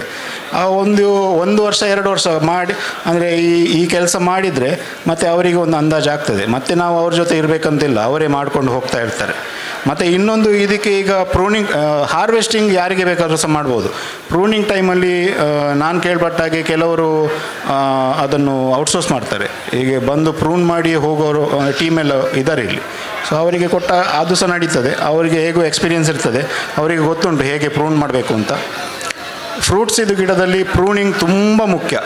ಹಲಸಿನಲ್ಲಿ ಸಹ ಮುಖ್ಯ ಇರ್ಬೋದು. ಯಾಕಂದರೆ ನಾನು ಬೇರೆ ಹಲಸಿದು ತೋಟ ಎಲ್ಲ ನೋಡಿದ್ದೇನೆ, ಸಿಕ್ಕಾಪಟ್ಟೆ ಫಂಗಲ್ ಇಶ್ಯೂಸ್ ಆಗಿ ಗಿಡಗಳೆಲ್ಲ ಸಾಯ್ತದೆ. ಸೊ ಅವರು ಸಹ ಎಲ್ಲ ಸ್ಟ್ರೇಟ್ ಹೋಗ್ತಿರುವ ಗೆಲ್ಲನೆಲ್ಲ ಕಟ್ ಮಾಡಿ ಸೈಡ್ ವೇಸ್ ಬ್ರಾಂಚಿಂಗಿಗೆ ಜಾಸ್ತಿ ಮಾಡ್ತಾರೆ. ಇದರಲ್ಲಿ ಸಹ ಹಾಗೆ ಸೈಡ್ ವೇಸ್ ಬ್ರಾಂಚಿಂಗಿಗೆ ಜಾಸ್ತಿ ನಾವು ಫೋಕಸ್ ಕೊಡಬೇಕು. ಸ್ಟ್ರೈಟ್ ಹೋಗೋದಂತನೆಲ್ಲ ಬಿಡ್ತೇವೆ. ಮತ್ತು ಫ್ರೂಟ್ಸ್ ಇದು ಗಿಡಕ್ಕೆ ಅಲ್ಲ, ಯಾವುದೇ ಮರ ಆಗಿರ್ಬೋದು, ಮೇಲೆ ಮಾತ್ರ ಬಿಸಿಲು ಬೀಳುವುದಲ್ಲ, ಅದರ ಬುಡದಲ್ಲಿ ಸಹ ಹಾಗೆ ಬಿಸಿಲು ಬೀಳಬೇಕು. ಆ ಬುಡದಲ್ಲಿ ಬಿಸಿಲು ಬೀಳುವ ಹಾಗೆ ನಾವು ಅದನ್ನು ಶೇಪ್ ಸಹ ಮಾಡಬೇಕು. ಸೊ ಇದೆಲ್ಲ ನಾವು ನಮ್ಮ ಸ್ಟಾಫಿಗೆ ಸ್ವಲ್ಪ ಟ್ರೈನಿಂಗ್ ಕೊಡಬೇಕಾಗ್ತದೆ ಸ್ಟಾರ್ಟಿಂಗಲ್ಲಿ. ಈಗ ಅವರಿಗೆ ಎಲ್ಲರಿಗೂ ಅರ್ಥ ಆಗಿದೆ. ಅಂದರೆ 1 ವರ್ಷ ಕ್ರಾಪ್ ಲಾಸ್ ಆಯಿತು, ಅದಾದಮೇಲೆ ಈ ವರ್ಷ ತಿರ್ಗ ಹೆವಿ ಕ್ರಾಪ್ ಕಾಣ್ತಾ ಉಂಟು. ಆದರೆ ಈಗ 10 ದಿವಸದ ಮಳೆಯಿಂದ ಎಲ್ಲ ಡ್ರಾಪಿಂಗ್ ಆಗಿದೆ. ಆದರೂ ಸಹ ಅವರಿಗೆ ಈಗ ಅರ್ಥ ಆಗಿದೆ, ಓಕೆ ಇದು ಗಿಡಕ್ಕೆ ಹೀಗೆ ವ್ಯವಸ್ಥೆ ಮಾಡಿದರೆ ಮಾತ್ರ ನಮಗೇನಾದರೂ ತೆಗಿಲಿಕ್ಕೆ ಆಗ್ತದೆ ಅಂತ. ಇನ್ನೊಂದು ಪ್ರಶ್ನೆ ಶಿವಪ್ರಸಾದ್ ಪಟ್ಟೆ ಅವರಿಗೆ. ಸರ್, ಇಲ್ಲಿ ಉಳಿದ 4 ಜನ ಕೂಡ ವ್ಯವಹಾರದ ಅನುಭವ ಅಥವಾ ಕಾರ್ಪೊರೇಟ್ ಜೀವನದ ಅನುಭವ ಪಡ್ಕೊಂಡು ಬಂದಂಥವರು. ಸಾಮಾನ್ಯವಾಗಿ ವ್ಯವಹಾರದ ಕ್ಷೇತ್ರದಲ್ಲಿ ಇರುವವರಿಗೆ ರಿಸ್ಕ್ ಅಪಟೈಟನ್ ಅಂತ ಹೇಳುವಂಥದ್ದು ಸಾಮಾನ್ಯವಾಗಿ ಇದ್ದೇ ಇರ್ತದೆ. ರಿಸ್ಕ್ ಅಂತೇಳಿ ನೋಡುವಾಗ ಕೃಷಿಕ ಅತಿ ಹೆಚ್ಚು ರಿಸ್ಕ್ ತಗೊಳ್ಳೋ ಕೃಷಿಕ ಸ್ವಾಭಾವಿಕವಾಗಿ. ಹಾಗೆ ಅಂತೇಳಿ ಮಾರ್ಕೆಟಿಂಗಿನ ವಿಷಯಕ್ಕೆ ಬರುವಾಗ, ಅಂದರೆ ಮಾರುಕಟ್ಟೆಗೆ ಹೋಗಿ ಮಾರುವ ವಿಷಯಕ್ಕೆ ಬರುವಾಗ ಕೃಷಿಕನಿಗೆ ಆ ರಿಸ್ಕ್ ಅಪಟೈಟಿ ಇರುವುದಿಲ್ಲ ಅಂತ ಹೇಳುವಂಥದ್ದು ನಾನು ಗಮನಿಸಿದಂಥ ಒಂದು ವಿಚಾರ. ಸೊ ನೀವು ಸಂಪೂರ್ಣ ಕೃಷಿಕರು, ನಿಮ್ಮ ಅನುಭವ ಹೇಗೆ? ಅಂದರೆ ನೀವು ಈ ಪುಲಸನ ನೀವು ಕೃಷಿ ಆರಂಭ ಮಾಡಿದ ಮೇಲೆ, ಬೆಳೆ ಬರಲಿಕ್ಕೆ ಶುರು ಮಾಡಿದ ಮೇಲೆ ಅದನ್ನು ಹೇಗೆ ಮಾರ್ಕೆಟ್ ಮಾಡಲಿಕ್ಕೆ ಶುರು ಮಾಡಿದ್ರಿ, ಹೇಗೆ ಮಾಡಿದ್ರಿ ಅನ್ನುವಂಥದ್ದು ಒಂದು. ಮತ್ತು ನಿಮ್ಮ ಅನುಭವದಲ್ಲಿ ಕೃಷಿಕರಿಗೆ ಈ ರಿಸ್ಕ್ ಅಪಟೈಟ್ ಅಥವಾ ಈ ಹೊಸ ಕೃಷಿ ಅಂತ ಹೋಗೋದರ ಬಗ್ಗೆ ಅಥವಾ ಹಣ್ಣಿನ ಕೃಷಿ ಹತ್ರ ಹೋಗೋದ್ರ ಬಗ್ಗೆ ನಿಮ್ಮ ಸಲಹೆಗಳೇನು? ಮಾರುಕಟ್ಟೆ ಬಗ್ಗೆ ಹೇಳುವುದಾದರೆ, ಸಾಧಾರಣ ಒಂದು 20-25 ವರ್ಷ ಮೊದಲು ರಂಬೂಟಾನ್ ಗಿಡ ನೆಟ್ಟಿದ್ದೆ. ಅದರಲ್ಲಿ ಆಗಿ ನನಗೆ ಯಾವ ರೀತಿ ಅದನ್ನು ಮಾರುಕಟ್ಟೆ ಮಾಡಬೇಕು ಅಂತ ಆಗಲಿಲ್ಲ. ಹೀಗೆ ಕೊಟ್ಟರೆ ಪುತ್ತೂರಿನ ಅಂಗಡಿಯವರು ತೆಕ್ಕೊಳ್ತಾ ಇಲ್ಲ ಆಯಿತು. ಮತ್ತು ಒಂದು ಸಲ ಏನು ಮಾಡಿದೆ ಅಂದರೆ, ಆ ಸಲ ಒಳ್ಳೆ ಕ್ರಾಪ್ ಇತ್ತು ಒಂದು ಮರದಲ್ಲಿ. ಸಾಧಾರಣ ಟೋಟಲ್ ಆಗಿ ನೋಡುವಾಗ 110 kg ಬಂದಿತ್ತು, ಹೈಯೆಸ್ಟ್ ಕ್ರಾಪ್ ಅದು. ಏನು ಮಾಡೋದು ಅಂದರೆ ನಾನು ಪ್ಯಾಕೆಟ್ ಮಾಡಿ ಅರ್ಧ kg ಪ್ಯಾಕೆಟ್ ಮಾಡಿ ನಮ್ಮ ಪರಿಚಯ ತರಕಾರಿ ಅಂಗಡಿಯಲ್ಲಿ ಇಟ್ಟು ಹೋದೆ. ನನಗೇನು ಬೇರೆ ಕೆಲಸ ಇತ್ತು, ನಾನು ಸಂಜೆ ಬರ್ತೇನೆ, ನೀವು ಉಳಿದ್ರೆ ನಾನು ತಗೊಂಡು ಹೋಗ್ತೇನೆ, ಎಷ್ಟು ಆಗ್ತದೆ ಅಷ್ಟು ಮಾರಾಟ ಮಾಡಿ, ನೀವು ಉಳಿದ್ರೆ ನಾನು ತಗೊಂಡು ಆಯಿತು ಅಂತ ಹೇಳಿದೆ ಪ್ಯಾಕೆಟ್ ನೋಡುವಾಗ. ಆಗ 20 ಪ್ಯಾಕೆಟ್ ಇಟ್ಟು ನಾನು ಮಂಗಳೂರು ಹೋಗಿ ಬಂದೆ. ಸಂಜೆ 5 ಗಂಟೆವರೆಗೆ ಹೋಗಿ ಖಾಲಿ. ಅದು ಒಂದು ಮಾರ್ಕೆಟಿಂಗ್ ತಂತ್ರಜ್ಞಾನ ನಮಗೆ. ಯಾಕಂದರೆ ಅವರಿಗೆ ತೂಕ ಅಲ್ಲಿ ಮತ್ತೆ ಹೇಳಿದರು, ಅಲ್ಲಿ ಹಾಗೆ ರಾಶಿ ಇಟ್ಟರೆ ಹೊಸ ಹಣ್ಣಲ್ಲ, ಬಂದವರೆಲ್ಲ ಒಂದೊಂದು ತೆಗೆದು ತಿಂತಾರೆ, ಅದು ಅವರಿಗೆ ಲಾಸ್ ಆಗ್ತದೆ. ಹಾಗೆ ಅದಕ್ಕೆ ಬೇಕಾಗಿ ಅವರು ಇಡ್ಲಿಕ್ಕೆ ಒಪ್ಪಲಿಲ್ಲ ಅವರು. ಮತ್ತು ಪುಲಸನ್ನಿಗೆ ಆಗುವಾಗ ನಾನು ಇದು ಲೋಕಲ್ ಮಾರ್ಕೆಟ್ ತಿನ್ನೋರು ಯಾರಿಲ್ಲ, ತಗೊಂಡು ಹೋಗೋರಿಲ್ಲ, ಯಾಕಂದರೆ ಕಾಸ್ಟ್ಲಿ ಫ್ರೂಟ್ ಅಂತ ಆವಾಗ. ಅದನ್ನು ನಾನು ಮಂಗಳೂರಲ್ಲೇ ಟ್ರೈ ಮಾಡಿದೆ, ಆದರೆ ಪರವಾಗಿಲ್ಲ. ಆದರೆ ಜೋರು ಮಳೆ ಬರುವಾಗೆಲ್ಲ ಅವರಿಗೆ ಲಾಸ್ ಆಗ್ತದೆ, ಅದನ್ನು ನಮ್ಮ ತಲೆಗೆ ಹಾಕ್ತಾರೆ ಅವರು. ಸ್ವಲ್ಪ 2-3 ದಿವಸದಲ್ಲಿ ಮುಗಿಬೇಕು ಅವರಿಗೆ, ಅಷ್ಟೇ ನಾವು ಸಪ್ಲೈ ಮಾಡಬೇಕಾಗ್ತದೆ ಅವರಿಗೆ. ಉಪಬೆಳೆಯಲ್ಲಿ ಮಾಡುವಾಗ ನಮಗೆ ರಿಸ್ಕ್ ತಗೊಳ್ಬೋದು, ಬಂದರೆ ಬರಲಿ ಹೋದರೆ ಹೋಗಲಿ ಅಂತ ಅಷ್ಟೇ. ಅಡಿಕೆ ಮತ್ತು ಕೃಷಿ ನಮಗೆ ಮುಖ್ಯ ಬೆಳೆ ಅದು ಅಡಿಕೆ ಮತ್ತು ತೆಂಗು. ಇವರ ಚೇತನರಾಗೆ ಸಪ್ರೇಟ್ ಪ್ಲಾಂಟೇಶನ್ ಮಾಡುವಾಗ ರಿಸ್ಕ್ ಜಾಸ್ತಿ ಅದು. ಹಾಗೆ ರಿಸ್ಕ್ ತಗೊಂಡು ಮಾಡ್ಬೋದು ಎಲ್ಲರೂ. ಮಾಡುವಾಗ ಆದಷ್ಟು 1-2 ಗಿಡ ನೆಡೋದಕ್ಕಿಂತ 8-10 ಗಿಡ ನೆಟ್ಟರೆ ಅದನ್ನು ಮಾರ್ಕೆಟ್ ಮಾಡಿ ನಾವೇ ಅನುಭವ ತಗೊಂಡು ಆಮೇಲೆ ಲಾರ್ಜ್ ಸ್ಕೇಲಿಗೆ ಹೋಗೋದು ಒಳ್ಳೆಯದು ಅಂತ ನನ್ನ ಅನುಭವ. ವಿನಯ್ ಅವರು, ನಿಮ್ಮ ಮಾರ್ಕೆಟ್ ಎಲ್ಲಿರೋದು ಈಗ ಸ್ಕ್ವಾಶ್ಗಳದ್ದು? ನಾವು ಈಗ ಇಲ್ಲಿ ಲೋಕಲ್ ಪುತ್ತೂರು ಆಸುಪಾಸು ಮತ್ತು ಮಂಗಳೂರು ಅಲ್ಲಿವರೆಗೆ ಮಾತ್ರ ಇದು ಮಾಡ್ತಾ ಇದ್ದೇವೆ ಅಷ್ಟೇ. ಅಂದರೆ ಹೇಗೆ ನೀವು ಅದನ್ನು ತಿಳಿಸ್ತಾ ಇದ್ದೀರಿ? ನಿಮ್ಮದು ಈಗ ಗೊತ್ತಾಗೋದು ಹೇಗೆ, ಜನರಿಗೆ ಪ್ರಚಾರ ಹೇಗೆ ಮಾಡ್ತಾ ಇದ್ದೀರಿ? ಪ್ರಚಾರ ಅಂದರೆ ನಾವು ಮೊದಲೇ ನಮ್ಮದು ಮೊದಲೇ ಈ ಸಾಧಾರಣ ಹೆಚ್ಚಾಗಿ ಈಗ ಸಪ್ಲೈ ಮಾಡ್ತಾ ಇರೋದೆಲ್ಲ ಹಳೆ ಅಂಗಡಿಗಳಿಗೆ, ಮೊದಲೇ ಗೊತ್ತಿದ್ದ ಅಂಗಡಿಗಳು. ಅವರಲ್ಲಿ ಹೇಗೆ ಅಂದರೆ ಅದು ಡಿಮ್ಯಾಂಡ್ ಅಷ್ಟು ಇತ್ತು ಮೊದಲು. ನಿಲ್ಲಿಸಿದ ಮತ್ತೆಯೂ ಜನಗಳು ಬಂದು ಕೇಳಿಕೊಂಡಿದ್ದರು, ಇದು ಇಲ್ವಾ ಅಂತ. ಅಂದರೆ ಈ ಕ್ವಾಲಿಟಿ ಇಲ್ಲದನ್ನು ಕುಡಿದು, ಈ ಕ್ವಾಲಿಟಿ ಇದ್ದದನ್ನು ಕುಡಿದವರಿಗೆ ಇದು ಟೇಸ್ಟ್ ಆಗದಾಗ ಅದನ್ನು ಕೇಳಿಕೊಂಡಿದ್ದರು. ಆಗ ಈ ಪ್ರಾಡಕ್ಟ್ ಉಂಟು ಅಂತ ಹೇಳಿದ ಕೂಡಲೇ ಅಂಗಡಿಯವರು ತೆಕ್ಕೊಳ್ತಾರೆ, ಅವ್ರು ಬಂದಿದೆ ಅಂತ ಹೇಳ್ತಾರೆ. ಸೊ ಅದು ಸೇಲ್ ಆಗ್ತಾ ಉಂಟು. ಹೊರಗೆ ಈಗ ಹಾಗೆ ಮಾರ್ಕೆಟಿಂಗಿಗೆ ಹೊರಡಲಿಲ್ಲ, ಲೋಕಲ್ ಇದರಲ್ಲೇ ಮಾಡ್ತಾಯಿದ್ದೇವೆ. ಮತ್ತು ಮಂಗಳೂರು ಎಲ್ಲ ಕಳಿಸ್ತಾ ಇದ್ದೇವೆ, ಬೆಂಗಳೂರು ಕೆಲವು ಇದಕ್ಕೆ ಸಪ್ಲೈ ಉಂಟು ಅಷ್ಟೆ. ಅಂದರೆ ಹೊಸ ಮಾರುಕಟ್ಟೆ ಹಿಡಲಿಕ್ಕೆ ನೀವೇನಾದ್ರು ಪ್ರಯತ್ನ ಮಾಡಿದ್ದೀರಾ? ಈ ಹಲಸು ಹಣ್ಣಿನ ನಾವೇನು ಪ್ಯಾಕಿಂಗ್ ಮಾಡಿ ಮಾರಾಟ ಮಾಡ್ತಾ ಇದ್ದೇವೆ. ಪುತ್ತೂರಿನ ಕೃಷಿಕರು ಸ್ವಲ್ಪ ಮನಸ್ಸು ಮಾಡಬೇಕು. ಪುತ್ತೂರಲ್ಲಿ ಸಾಕಷ್ಟು ಬೇಡಿಕೆ ಇದೆ. ಇವತ್ತಿಗೂ ಕೂಡ ಈ ಮಳೆ ಬಂದ ಮೇಲೆ ಕೂಡ ಪ್ಯಾಕಿಂಗ್ ಆದ ಹಲಸಿನ ಹಣ್ಣಿಗೆ ಬೇಡಿಕೆ ಇದೆ. ವಿಶೇಷವಾಗಿ ಗಮ್ಲೆಸ್ ಅಥವಾ ವಿಶೇಷವಾದ ಈ ಕೆಂಪು ತಳಿ, ಈ ರೀತಿಯ ತಳಿ, ಹೊಸ ಹೊಸ ತಳಿಗಳಿಗೆ ತುಂಬ ಬೇಡಿಕೆ ಇದೆ. ಎಲ್ಲ ಕಡೆಗಳಲ್ಲಿಯೂ ಸಿಗುವ ಹಾಗೆ ಆಗಬೇಕು. ಯಾಕೆಂದರೆ ಸಣ್ಣ ಸಣ್ಣ ನ್ಯೂಕ್ಲಿಯರ್ ಫ್ಯಾಮಿಲಿ ಇರುವಂಥದ್ದು, ಇಡೀ ಹಲಸಿನ ಹಣ್ಣು ತಗೊಂಡೋಗಿ ಕಟ್ ಮಾಡಿ ಮಾಡುವಂಥ ಪದ್ಧತಿ ಪೇಟೆಯಲ್ಲಿ ವಿಶೇಷವಾಗಿ ಯಾರಿಗೂ ಇರೋದಿಲ್ಲ, ಆ ತಾಳ್ಮೆ ಕೂಡ ಇರೋದಿಲ್ಲ. ತುಂಬ ಹಣ್ಣಿನ ಅಂಗಡಿಗಳಿಗೆ ಹೋಗಿ ಹಲಸಿನ ಹಣ್ಣು ನೋಡಿದ ತಕ್ಷಣ ಅವರಿಗೆ ತಗೊಳ್ಬೇಕು ಅಂತ ಎಣಿಸ್ತದೆ, ತೆಗಿಲಿಕ್ಕೆ ಆಗ್ತಾಯಿಲ್ಲ ಅವರ ಪರ್ಸನಲ್ ಕಾರಣದಿಂದಾಗಿ. ಹಾಗಾಗಿ ಎಲ್ಲ ಅಂಗಡಿಗಳಲ್ಲಿ ಸಿಗ್ತದೆ ಅಂತ ಹೇಳಿದರೆ ತುಂಬ ಡಿಮ್ಯಾಂಡ್ ಕ್ರಿಯೇಟ್ ಆಗ್ತದೆ, ಎಲ್ಲರಿಗೂ ಪ್ರಚಾರ ಸಿಗ್ತದೆ, ಹಲಸಿಗೆ ಒಂದು ಮೌಲ್ಯ ವೃದ್ಧಿ ಆಗ್ತದೆ. ಹಾಗೆ ಎಲ್ಲರೂ ಇದನ್ನು ಮಾಡಬೇಕು. ಖಾಲಿ 2-3 ಜನ ಮಾಡಿದರೆ ಸಾಕಾಗೋದಿಲ್ಲ. ನಮ್ಮ ಹಣ್ಣನ್ನು ನಮ್ಮ ಅಂಗಡಿಯಲ್ಲಿಯೇ ನಮಗೀಗ ಸಾಕಾಗ್ತಾ ಇಲ್ಲ. ಹಾಗೆ ಎಲ್ಲರೂ ಇದನ್ನು ಮಾಡಬೇಕು ಅಂತೇಳಿ ನನ್ನದೊಂದು ಎಲ್ಲ ಕೃಷಿಕರಲ್ಲಿ ಬೇಡಿಕೆ. ಈಗ ಮುರಳಿ ಮತ್ತು ಸಂತೋಷ್, ನೀವಿಬ್ಬರು ಬೆಳೆದ ಅಷ್ಟು ಹಲಸಿನ ಹಣ್ಣು ಡೈರೆಕ್ಟ್ ಮಾರ್ಕೆಟಲ್ಲೇ ಈಗ ದನಗಳಿಗೆ ಅಂಬಗಾದರೆ ಏನು ಸಿಗ್ತಾ ಇಲ್ಲ ಇದೆ. ಈ ಹಲಸಿನ ಹಣ್ಣಿನಲ್ಲಿ ಅದಕ್ಕೊಂದು ಬೋರರ್ ಹೊಟ್ಟೆ ಡಿಸೀಸ್ ಸ್ವಲ್ಪ ಇದೆ. ಹಾಗೆ ಅಂಥದ್ದನ್ನೆಲ್ಲ ನಾವೇ ಇಟ್ಕೊಂಡು ದನಗಳಿಗೆ ಕೊಡೋದು, ನಮ್ಮ ಟೀಮಲ್ಲಿ ಅದನ್ನು ಎಲ್ಲರಿಗೆ ಹಂಚೋದು, ಹಾಗೆಲ್ಲ ಮಾಡ್ತಾ ಇದ್ದೇವೆ, ಒಳ್ಳೆ ಪೋರ್ಷನ್ ಇಟ್ಕೊಂಡು. ಮತ್ತು ಇನಿಷಿಯಲಿ ಈ ವರ್ಷ ನಾವು ಶುರು ಮಾಡಿದ್ದಷ್ಟೇ. ನಾವು ಮೊದಲು ನಮ್ಮ ನೇಬರ್ಸು, ಫ್ರೆಂಡ್ಸು, ರಿಲೇಟಿವ್ಸ್ ಅವರಿಗೆಲ್ಲ ಕೊಡ್ತಾ ಸುಹಾಸಣ್ಣ, ಸಂತೋಷಣ್ಣ ಅವರ ಈ ಒಂದು ಎನರ್ಜಿ ಒಟ್ಟಿಗೆ ಸೇರಿಕೊಂಡದ್ದು. ಈಗ ನಮ್ಮ ಟೀಮಿಗೆ ಖುಷಿಯಾಗಿದೆ, ಹೀಗೆ ವ್ಯಾಲ್ಯೂ ಎಡಿಷನ್ ಮಾಡ್ಬೋದು ಅಂತ. ಡಿಮ್ಯಾಂಡ್ ಇದೆ, ಡಿಮ್ಯಾಂಡು ವೇಸ್ಟ್ ಆಗಲಿಲ್ಲ. ಮೊನ್ನೆ ಸುಹಾಸ್ ಮರಿಕೆಯವರ ಕ್ಯಾರಫಲ್ಲಿ ಮಂಗಳೂರು ಹಲಸು ಮೇಳಕ್ಕೂ ಇಡೀ ಹಲಸುಗಳೇ ಹೋಗಿದೆ. ಇಲ್ಲಿಗೆ ಬೇಕಾದಷ್ಟು ಕೊಡಲಿಕ್ಕೆ ಆಗಲಿಲ್ಲ ನಮಗೆ ಈ ಸಲ ಕೂಡ. ಹಾಗೆ ಖಂಡಿತ ಡಿಮ್ಯಾಂಡ್ ಇದೆ. ಇಬ್ಬರಿಗೊಂದು ಪ್ರಶ್ನೆ. ತರಕಾರಿಯಾಗಿ ಅದನ್ನು ಆ ಥರ ಪ್ಯಾಕೆಟ್ ಮಾಡಿ ಮಾರುವಂತಹ ಯೋಚನೆಯನ್ನು ಮಾಡಿದ್ದೀರಾ? ಹೇಗೆ ಗುಜ್ಜೆ ಆಗಿರಲಿ, ಕಾಯಿಗಳಾಗಿರಲಿ, ಅದು ಸಹ ಈ ಪೇಟೆ ಅಂತ ಜಾಗದಲ್ಲೆಲ್ಲ ಅದು ಹೋಗುವಂಥದ್ದು ಹೆಚ್ಚಲ್ವಾ ಅಂತ, ಅದರ ಬಗ್ಗೆ ಏನು ತಮ್ಮ ನಿಲುವು ಅಂತ? ನೀವು ಹೇಳಿದ ಹಾಗೆ ಪೇಟೆಯಲ್ಲಿ ಈ ರೀತಿಯ ಎಲ್ಲವೂ ಕಟ್ ವೆಜಿಟೇಬಲ್ಸನ್ನು ಕೂಡ ಕಟ್ ಮಾಡಿ ತಗೊಂಡಾಗ ಇಟ್ಟಾಗ ಅದಕ್ಕೆ ಹೆಚ್ಚು ಬೇಡಿಕೆ ಇದೆ. ಸತ್ಯ ಇದೆ, ಮುಂದಿನ ದಿನಗಳಲ್ಲಿ ಗುಜ್ಜೆಯನ್ನು ಕೂಡ ಮಾಡಬೇಕು ಅಂತೇಳಿ ಯೋಚನೆ ಇದೆ. ಈಗ ಇನ್ನೊಂದು, ಈ ಬಿದಿರು ಕಣಿಲೆಗೆ ತುಂಬ ಬೇಡಿಕೆ ಪ್ರಾರಂಭ ಆಗುವ ಸಮಯ. ನಾನು ಕೂಡ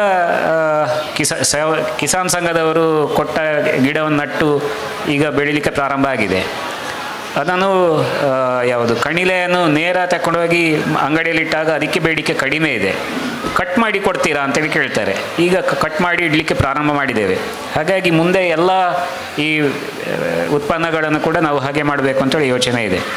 ಆದರೆ ಅದರದ್ದೇ ಆದ ಲಿಮಿಟೇಷನ್ ಇದೆ. ಒಂದು ದಿವಸ ಒಂದು 6 ಗಂಟೆ, ಮ್ಯಾಕ್ಸಿಮಮ್ 3 ಗಂಟೆ ಫ್ರಿಜ್ಜಲ್ಲಿಟ್ಟು ಮಾರುಕಟ್ಟೆಯಲ್ಲಿ ಮಾಡಿದರೆ ನಾವು 6 ಗಂಟೆ ತನಕ ನಾವು ಗ್ರಾಹಕರಿಗೆ ಕೊಡ್ಬೋದು. ಅದಕ್ಕಿಂತ ಹೆಚ್ಚು ಇಟ್ಟರೆ ಕಷ್ಟ ಆಗ್ತದೆ ವೆಜಿಟೇಬಲ್ಸನ್ನು ಕೂಡ. ಬೆಂಗಳೂರಲ್ಲಿ ಇದು ನವೀನ್ ಅಂತ ಹೇಳೋರು ಅಡಿಕೆ ಪತ್ರಿಕೆಯಲ್ಲಿ ಬಂದಿತ್ತು ನೋಡಿ. ರವಿಶಂಕರ್ ಗುರೂಜಿಯವರ ಆಶ್ರಮದ ಹತ್ತಿರ ಕನಕಪುರದಲ್ಲಿ ದೊಡ್ಡ ಫ್ಯಾಕ್ಟ್ರಿ ಮಾಡಿದ್ದಾರೆ. ಹಲಸು ಮಾತ್ರ ಅಲ್ಲ, ಹೀಗೆ ಕಣಿಲೆ ಬೇರೆ ಬೇರೆ ವ್ಯಾಲ್ಯೂ ಎಡಿಷನ್ ಮಾಡ್ತಾರೆ, ಪ್ಯಾಕೇಜಿಂಗ್ ಮಾಡಿ ರೆಡಿ ಟು ಕುಕ್ ಮಾಡಿ ಕೊಡ್ತಾ ಇದ್ದಾರೆ. CFTRI ಮೈಸೂರಲ್ಲಿ ಟೆಕ್ನಾಲಜಿ ಅವೈಲೇಬಲ್ ಇದೆ. ನಮ್ಮಂಥ ಕೃಷಿಕರಿಗೆ ಒಂದು ಅನುಕೂಲ ಅಂತ ಹೇಳಿದರೆ, ಈಗ ಕೆಲವು ಒಳ್ಳೆ ಈಲ್ಡ್ ಬರುವಂತಹ ಗೊಂಚಲು ಹಲಸು ಈಲ್ಡ್ ಬರ್ತದೆ ನೋಡಿ. ಅದನ್ನು ಮಧ್ಯದ ಗುಜ್ಜೆ ಟೈಮಲ್ಲೇ ಕಟ್ ಮಾಡಿದರೆ ಉಳಿದದ್ದು ಒಳ್ಳೆ ಸೈಜು ಒಳ್ಳೆ ಶೇಪ್ ಆಗಿ ಬರ್ತದೆ. ಅವಾಗ ನಮಗೆ ಅದು ವೇಸ್ಟ್ ಸಣ್ಣದು ಇರೋದಕ್ಕಿಂತ ಚಂದ ದೊಡ್ಡ ಸೈಜ್ನ ಹಲಸು ತೆಗಿಲಿಕ್ಕೆ ಆಗ್ತದೆ, ಮತ್ತು ವ್ಯಾಲ್ಯೂ ಎಡಿಷನ್ನು ಆಗ್ತದೆ. ಆದ ಕಾರಣ ಇದು ತುಂಬ ಒಳ್ಳೆಯದು. ಅದನ್ನು ಪ್ರೋಸೆಸ್ ಮಾಡಿ ಸೆಮಿ ಪ್ರೋಸೆಸ್ ಮಾಡಿದರೆ ತುಂಬ ಜನರು ಪರ್ಚೇಸು ಮಾಡ್ತಾರೆ. ಈಗಿನ ಸಿಚುವೇಷನಲ್ಲಿ ಖಂಡಿತ ಮಾಡ್ಬೋದು. ಪುತ್ತೂರಲ್ಲಿ ಎಷ್ಟು ಕನ್ಸಂಪ್ಷನ್ ಇದೆ ಅದು ನೋಡಬೇಕು. ತುಂಬ ಮನೆಗಳಿದೆ, ನಾವೆಣಿಸಿದ್ದರಿಂದ ಹೆಚ್ಚು ಡಿಮ್ಯಾಂಡ್ ಇದೆ ನೋಡಿ. ಈ ಸಲದ ಅಡಿಕೆ ಪತ್ರಿಕೆಯಲ್ಲಿ ದಿವಸಕ್ಕೆ ಬೆಂಗಳೂರಿಗೆ ಎಷ್ಟು ಟನ್ ಹಲಸು ಅಗತ್ಯ ಇದೆ ಅಂತ ಬಂದಿತ್ತು. ಆದ ಕಾರಣ ಮಾರುಕಟ್ಟೆ ಖಂಡಿತ ಇದೆ. ಈಗ ನಾವು ಮಾರ್ಕೆಟಿಂಗ್ ಬಗ್ಗೆ ತುಂಬ ಮಾತಾಡಿದೆವು. ಈಗ ಸಾಮಾನ್ಯವಾಗಿ ಹಲಸಿಗೆ ಬರುವಂತಹ ರೋಗ ಏನು, ಅಥವಾ ನೀವು ಅದಕ್ಕೆ ಹಾಕುವ ಗೊಬ್ಬರ ಏನು, ಏನಾದರೂ ಔಷಧಿ ಬೇಕಾಗ್ತದಾ ಅಂತ ಸಂತೋಷ್ ಮುರಳಿ. ಸುರುವಿಗೆ ನಾಟಿ ಮಾಡುವಾಗ ನಾವು ಸುರುವಿಗೆ ಯೋಚನೆ ಮಾಡಬೇಕು. ಹೇಗೆ ನಾಟಿ ಮಾಡಬೇಕು, ಎಷ್ಟು ಜಾಗದಲ್ಲಿ ನಾಟಿ ಮಾಡಬೇಕು, ಯಾವ ತಳಿ ಆಯ್ಕೆ ಮಾಡಬೇಕು. ತಳಿ ಬಹಳ ಮುಖ್ಯ ಇದೆ. ನಾವು ದಕ್ಷಿಣ ಕನ್ನಡ ಜಿಲ್ಲೆಯಲ್ಲಿ ಬೆಳೆಯುವಂಥ ತಳಿಗಳಿಗೆ ಯಾವುದೇ ತೊಂದರೆಗಳಿಲ್ಲ, ಯಾವುದೇ ಫಂಗಸ್ ತುಂಬ ಕಡಿಮೆ ಇದೆ. ಇಲ್ಲ ಅಂತೇಳಿ ಅಲ್ಲ, ತುಂಬ ಕಡಿಮೆ. ಸ್ಟೆಮ್ ಬೋರರ್ ಇದೆ, ಎಲ್ಲ ಮರಗಳಿಗೂ ಸ್ಟೆಮ್ ಬೋರರ್ ಬರ್ತದೆ. ಅದಕ್ಕೆ ಉಮ್ಮಿ ಕರಿಯ ಏನಾದರೂ ಹಾಕಿ ಅದಕ್ಕೆ ಒಂದು ಸ್ವಲ್ಪ ಪ್ರಿವೆಂಟಿವ್ ಕೆಲಸಗಳನ್ನು ಮಾಡಬೇಕಾಗ್ತದೆ. ಭಾರಿ ಏನು ಕೆಲಸ ಮಾಡಬೇಕಂತ ಇಲ್ಲ, ಉಮ್ಮಿ ಕರಿ ಹಾಕಿದರೆ ಸಾಕಾಗ್ತದೆ. ಹೀಗೆ ಎಲ್ಲ ರೀತಿಯ ಯೋಚನೆಗಳು ಪ್ರಾರಂಭ ನಾಟಿ ಮಾಡುವ ಸಮಯದಲ್ಲಿ ನಾವು ಯೋಚನೆ ಮಾಡಿದರೆ ಇದಕ್ಕೆಲ್ಲ ಪರಿಹಾರಗಳನ್ನು ಯೋಚನೆ ಮಾಡ್ಬೋದು. ಆಗ ರಂಬುಟನ್ನ ಬಗ್ಗೆ ಹೇಳಿದರು, ಅಥವಾ ಅಡಿಕೆ ಗಿಡದ ಬಗ್ಗೆ ಹೇಳಿದರು. ಎಷ್ಟು ಡಿಸ್ಟೆನ್ಸಲ್ಲಿ ನಡಬೇಕು, ಯಾವ ಜಾಗದಲ್ಲಿ ಹಲಸು ನಡಬೇಕು ಅಂತೇಳಿದನ್ನು ಕೂಡ ನಾವು ಪ್ಲ್ಯಾನ್ ಮಾಡಬೇಕು. ಸಾಮಾನ್ಯವಾಗಿ ಒಂದು ಹಲಸು ಅಂತೇಳಿದರೆ ಒಂದು 30 ಫೀಟ್ ಅಂತರ ಬೇಕಾಗ್ತದೆ. ಎಕರೆಗೆ 45ರಿಂದ 50 ಮ್ಯಾಕ್ಸಿಮಮ್. ಅದಕ್ಕಿಂತ ಹೆಚ್ಚು ನಟ್ಟರೆ ಮತ್ತು ಅದು ಪ್ರಾರಂಭಿಕವಾಗಿ ಒಂದು 10-15 ವರ್ಷ ತನಕ ನಮಗೆ ಹತ್ತಿರ ಅಂತೇಳಿ ಅನ್ನಿಸ್ಲಿಕ್ಕಿಲ್ಲ, ಮುಂದೆಗೆ ನಮಗೆ ತೊಂದರೆ ಇದೆ. ಹಾಗೆ ಮತ್ತು ಪ್ರೂನಿಂಗ್ ತುಂಬ ಎತ್ತರ ಹೋಗಲಿಕ್ಕೆ ಬಿಡಬಾರ್ದು. ಎತ್ತರ ಹೋದಾಗ ಮಳೆಗೆ ಗಾಳಿಗೆ ಒಟ್ಟು ಬೀಳುವಂಥದ್ದು ಇಂಥ ಸಂಭವಗಳು ಇರ್ತದೆ. ಕೊಯ್ಲಿಕ್ಕೆ ನಮಗೆ ಮರಕ್ಕೆ ಹತ್ತಲಿಕ್ಕೆ ಕಷ್ಟ ಇರ್ತದೆ. ಇದಕ್ಕೆಲ್ಲದಕ್ಕೂ ಪರಿಹಾರ ಏನಂದರೆ ಪ್ರೂನಿಂಗ್, ತುಂಬ ಬೆಳೀಲಿಕ್ಕೆ ಬಿಡಬಾರ್ದು. ಮತ್ತು ಚೇತನ್ ಅವರು ಹೇಳಿದಾಗೆ ಕಾಂಡಕ್ಕೂ ಬುಡಕ್ಕೂ ಸಮೇತ ಬೆಳಕಿನ ಸೂರ್ಯಕಿರಣ ಬೆಳಕು ಬರಬೇಕು. ಅದಕ್ಕೆ ಬೆಳಕು ಬಂದಾಗ ಫಂಗಸ್ ಅಟ್ಯಾಕ್ ಆಗೋದು ಸಾಮಾನ್ಯ ಕಡಿಮೆ ಆಗ್ತದೆ. ಆದರೂ ನನ್ನ ಈ ವರ್ಷದ ಅನುಭವ ಏನಂದರೆ, ಶುರು ಒಂದು 8 ದಿವಸ ಈ ರೀತಿ ಯಾವುದು ಸಿಕ್ಕಾಪಟ್ಟೆ ಮಳೆ ಬಂದಿತ್ತು. ಒಂದು 2 ಗಿಡಗಳಿಗೆ ನಾನು ಕಷಿ ಗಿಡ ಬೇರೆ ಒಂದು ಉತ್ತರ ಭಾರತ ಇದು ವಿಯೆಟ್ನಾಂ ಮತ್ತು ಮಲೇಷ್ಯಾದಾಗ 2 ತಳಿಗಳನ್ನು ನಟ್ಟಿತ್ತು. ಅದಕ್ಕೆ ವಿಪರೀತ ಸಮಸ್ಯೆ ಆಗಿತ್ತು. ಮತ್ತು ಅದಕ್ಕೆ ಬೋರ್ಡ ದ್ರಾವಣ ಸ್ಪ್ರೇ ಮಾಡಿದ ನಂತರ ಹಟ್ಟೋತಿಗೆ ಬಂತು. ನೀರು ನಿಲ್ಲಿಕ್ಕೆ ಬಿಡಬಾರ್ದು ಅಂತೇಳಿದು ಇದಕ್ಕೆ ಇರುವಂಥ ಪರಿಹಾರಗಳು. ಅಲ್ಲ, ಏನಾದರೂ ಕೀಟನಾಶಕದ ಈಗ ಪ್ರೂನಿಂಗ್ ಮಾಡಿದಾಗ ಏನಾದರೂ ಅಟ್ಯಾಕ್ ಆಗ್ತದಾ, ಏನಾದರೂ ಸ್ಪ್ರೇ ಬೇಕಾಗ್ತದಾ? ಪ್ರೂನಿಂಗನ್ನು ಎಷ್ಟು ಎತ್ತರಕ್ಕೆ ಹೋಗೋ ತನಕ ಮಾಡಬೇಕು, ಹೇಗೆ ಮಾಡೋದು? ನಮ್ಮ ಅನುಕೂಲಕ್ಕೆ ತಕ್ಕ ಹಾಗೆ ಮಾಡಿಕೊಳ್ಬೋದು. ಸಾಮಾನ್ಯವಾಗಿ ಒಂದು 15ರಿಂದ 20 ಫೀಟ್ ತನಕ ಹೋಗಲಿಕ್ಕೆ ಬಿಡ್ಬೋದು. ಅದಕ್ಕಿಂತ ಹೆಚ್ಚು ಎತ್ತರ ಹೋದರೆ ಮತ್ತೆ ನಮಗೆ ಕಷ್ಟ ಆಗ್ಬೋದು. ಪ್ರೂನಿಂಗ್ ಮಾಡಿದಾಗ ನಾವು ಅದಕ್ಕೆ ಪ್ರೂನಿಂಗ್ ಮಾಡಿದ ಜಾಗದಲ್ಲಿ ಮೇಣ ಹೆಚ್ಚು ಬರಬಾರ್ದು ಅಂತ ಹೇಳೋ ಕಾರಣ ನನ್ನ ಒಂದು ಯೋಚನೆ, ನಾನು ಬೇರೆಯವ್ರ ಹತ್ರ ಕೇಳಿ ತಿಳ್ಕೊಂಡದಲ್ಲ, ಮೇಣ ಹೊರಗೆ ಬರಬಾರ್ದು ಅಂತ ಹೇಳೋ ಕಾರಣ ಅದಕ್ಕೆ ಸಣ್ಣ ಮಣ್ಣಿನ ಲೇಪನವನ್ನು ಹಚ್ತೇನೆ. ಬೇರೇನು ಮಾಡಲಿಲ್ಲ ನಾನು. ಕಳೆದ ವರ್ಷ ಸ್ವಲ್ಪ ಪ್ರೂನಿಂಗ್ ಮಾಡಿದ್ದೆ, ನಟ್ಟು ಇದು 7ನೇ ವರ್ಷ. ಹಾಗಾಗಿ ನಾನು ವಿಶೇಷ ಪ್ರೂನಿಂಗ್ ಮಾಡಬೇಕಾದ ಅವಶ್ಯಕತೆ ಬರಲಿಲ್ಲ. ಮುಂದೆಗೆ ಯೋಚನೆ ಮಾಡಬೇಕು. ಈಗ ನಮ್ಮ ಹಳೆ ಸಿದ್ಧಾಂತದ ಪ್ರಕಾರವಾಗಿ ಹಲಸಿನ ಗೆಲ್ಲ ಕಡಿದರೆ ಅಂದರೆ ಪ್ರೂನಿಂಗ್ ಎಲ್ಲ ಮಾಡಿದರೆ ಈಲ್ಡ್ ಮತ್ತಿನ ವರ್ಷ ಕಡಿಮೆ ಅಂತ ಉಂಟು. ಅದರ ಬಗ್ಗೆ ತಮ್ಮ ಕಡಿಮೆ ಆಗ್ತದೆ, 2 ವರ್ಷಕ್ಕೆ ಕಮ್ಮಿ ಆಗ್ತದೆ ಅಂತೇಳಿ ಲೆಕ್ಕ. ಪ್ರತಿ ವರ್ಷ ಪ್ರೂನಿಂಗ್ ಮಾಡಬಾರ್ದು. ಅದಕ್ಕೆ ಪ್ರತಿ ವರ್ಷ ಒಂದೇ ಗಿಡ ಅಂದರೆ ನಾವು 100 ಗಿಡ ಇದ್ದರೆ ಒಂದು 25 ಹಾಗೆ ಮಾಡಿಕೊಂಡು ಹೋದರೆ ಸಾಮಾನ್ಯ ಸರಿ ಆಗ್ತದೆ.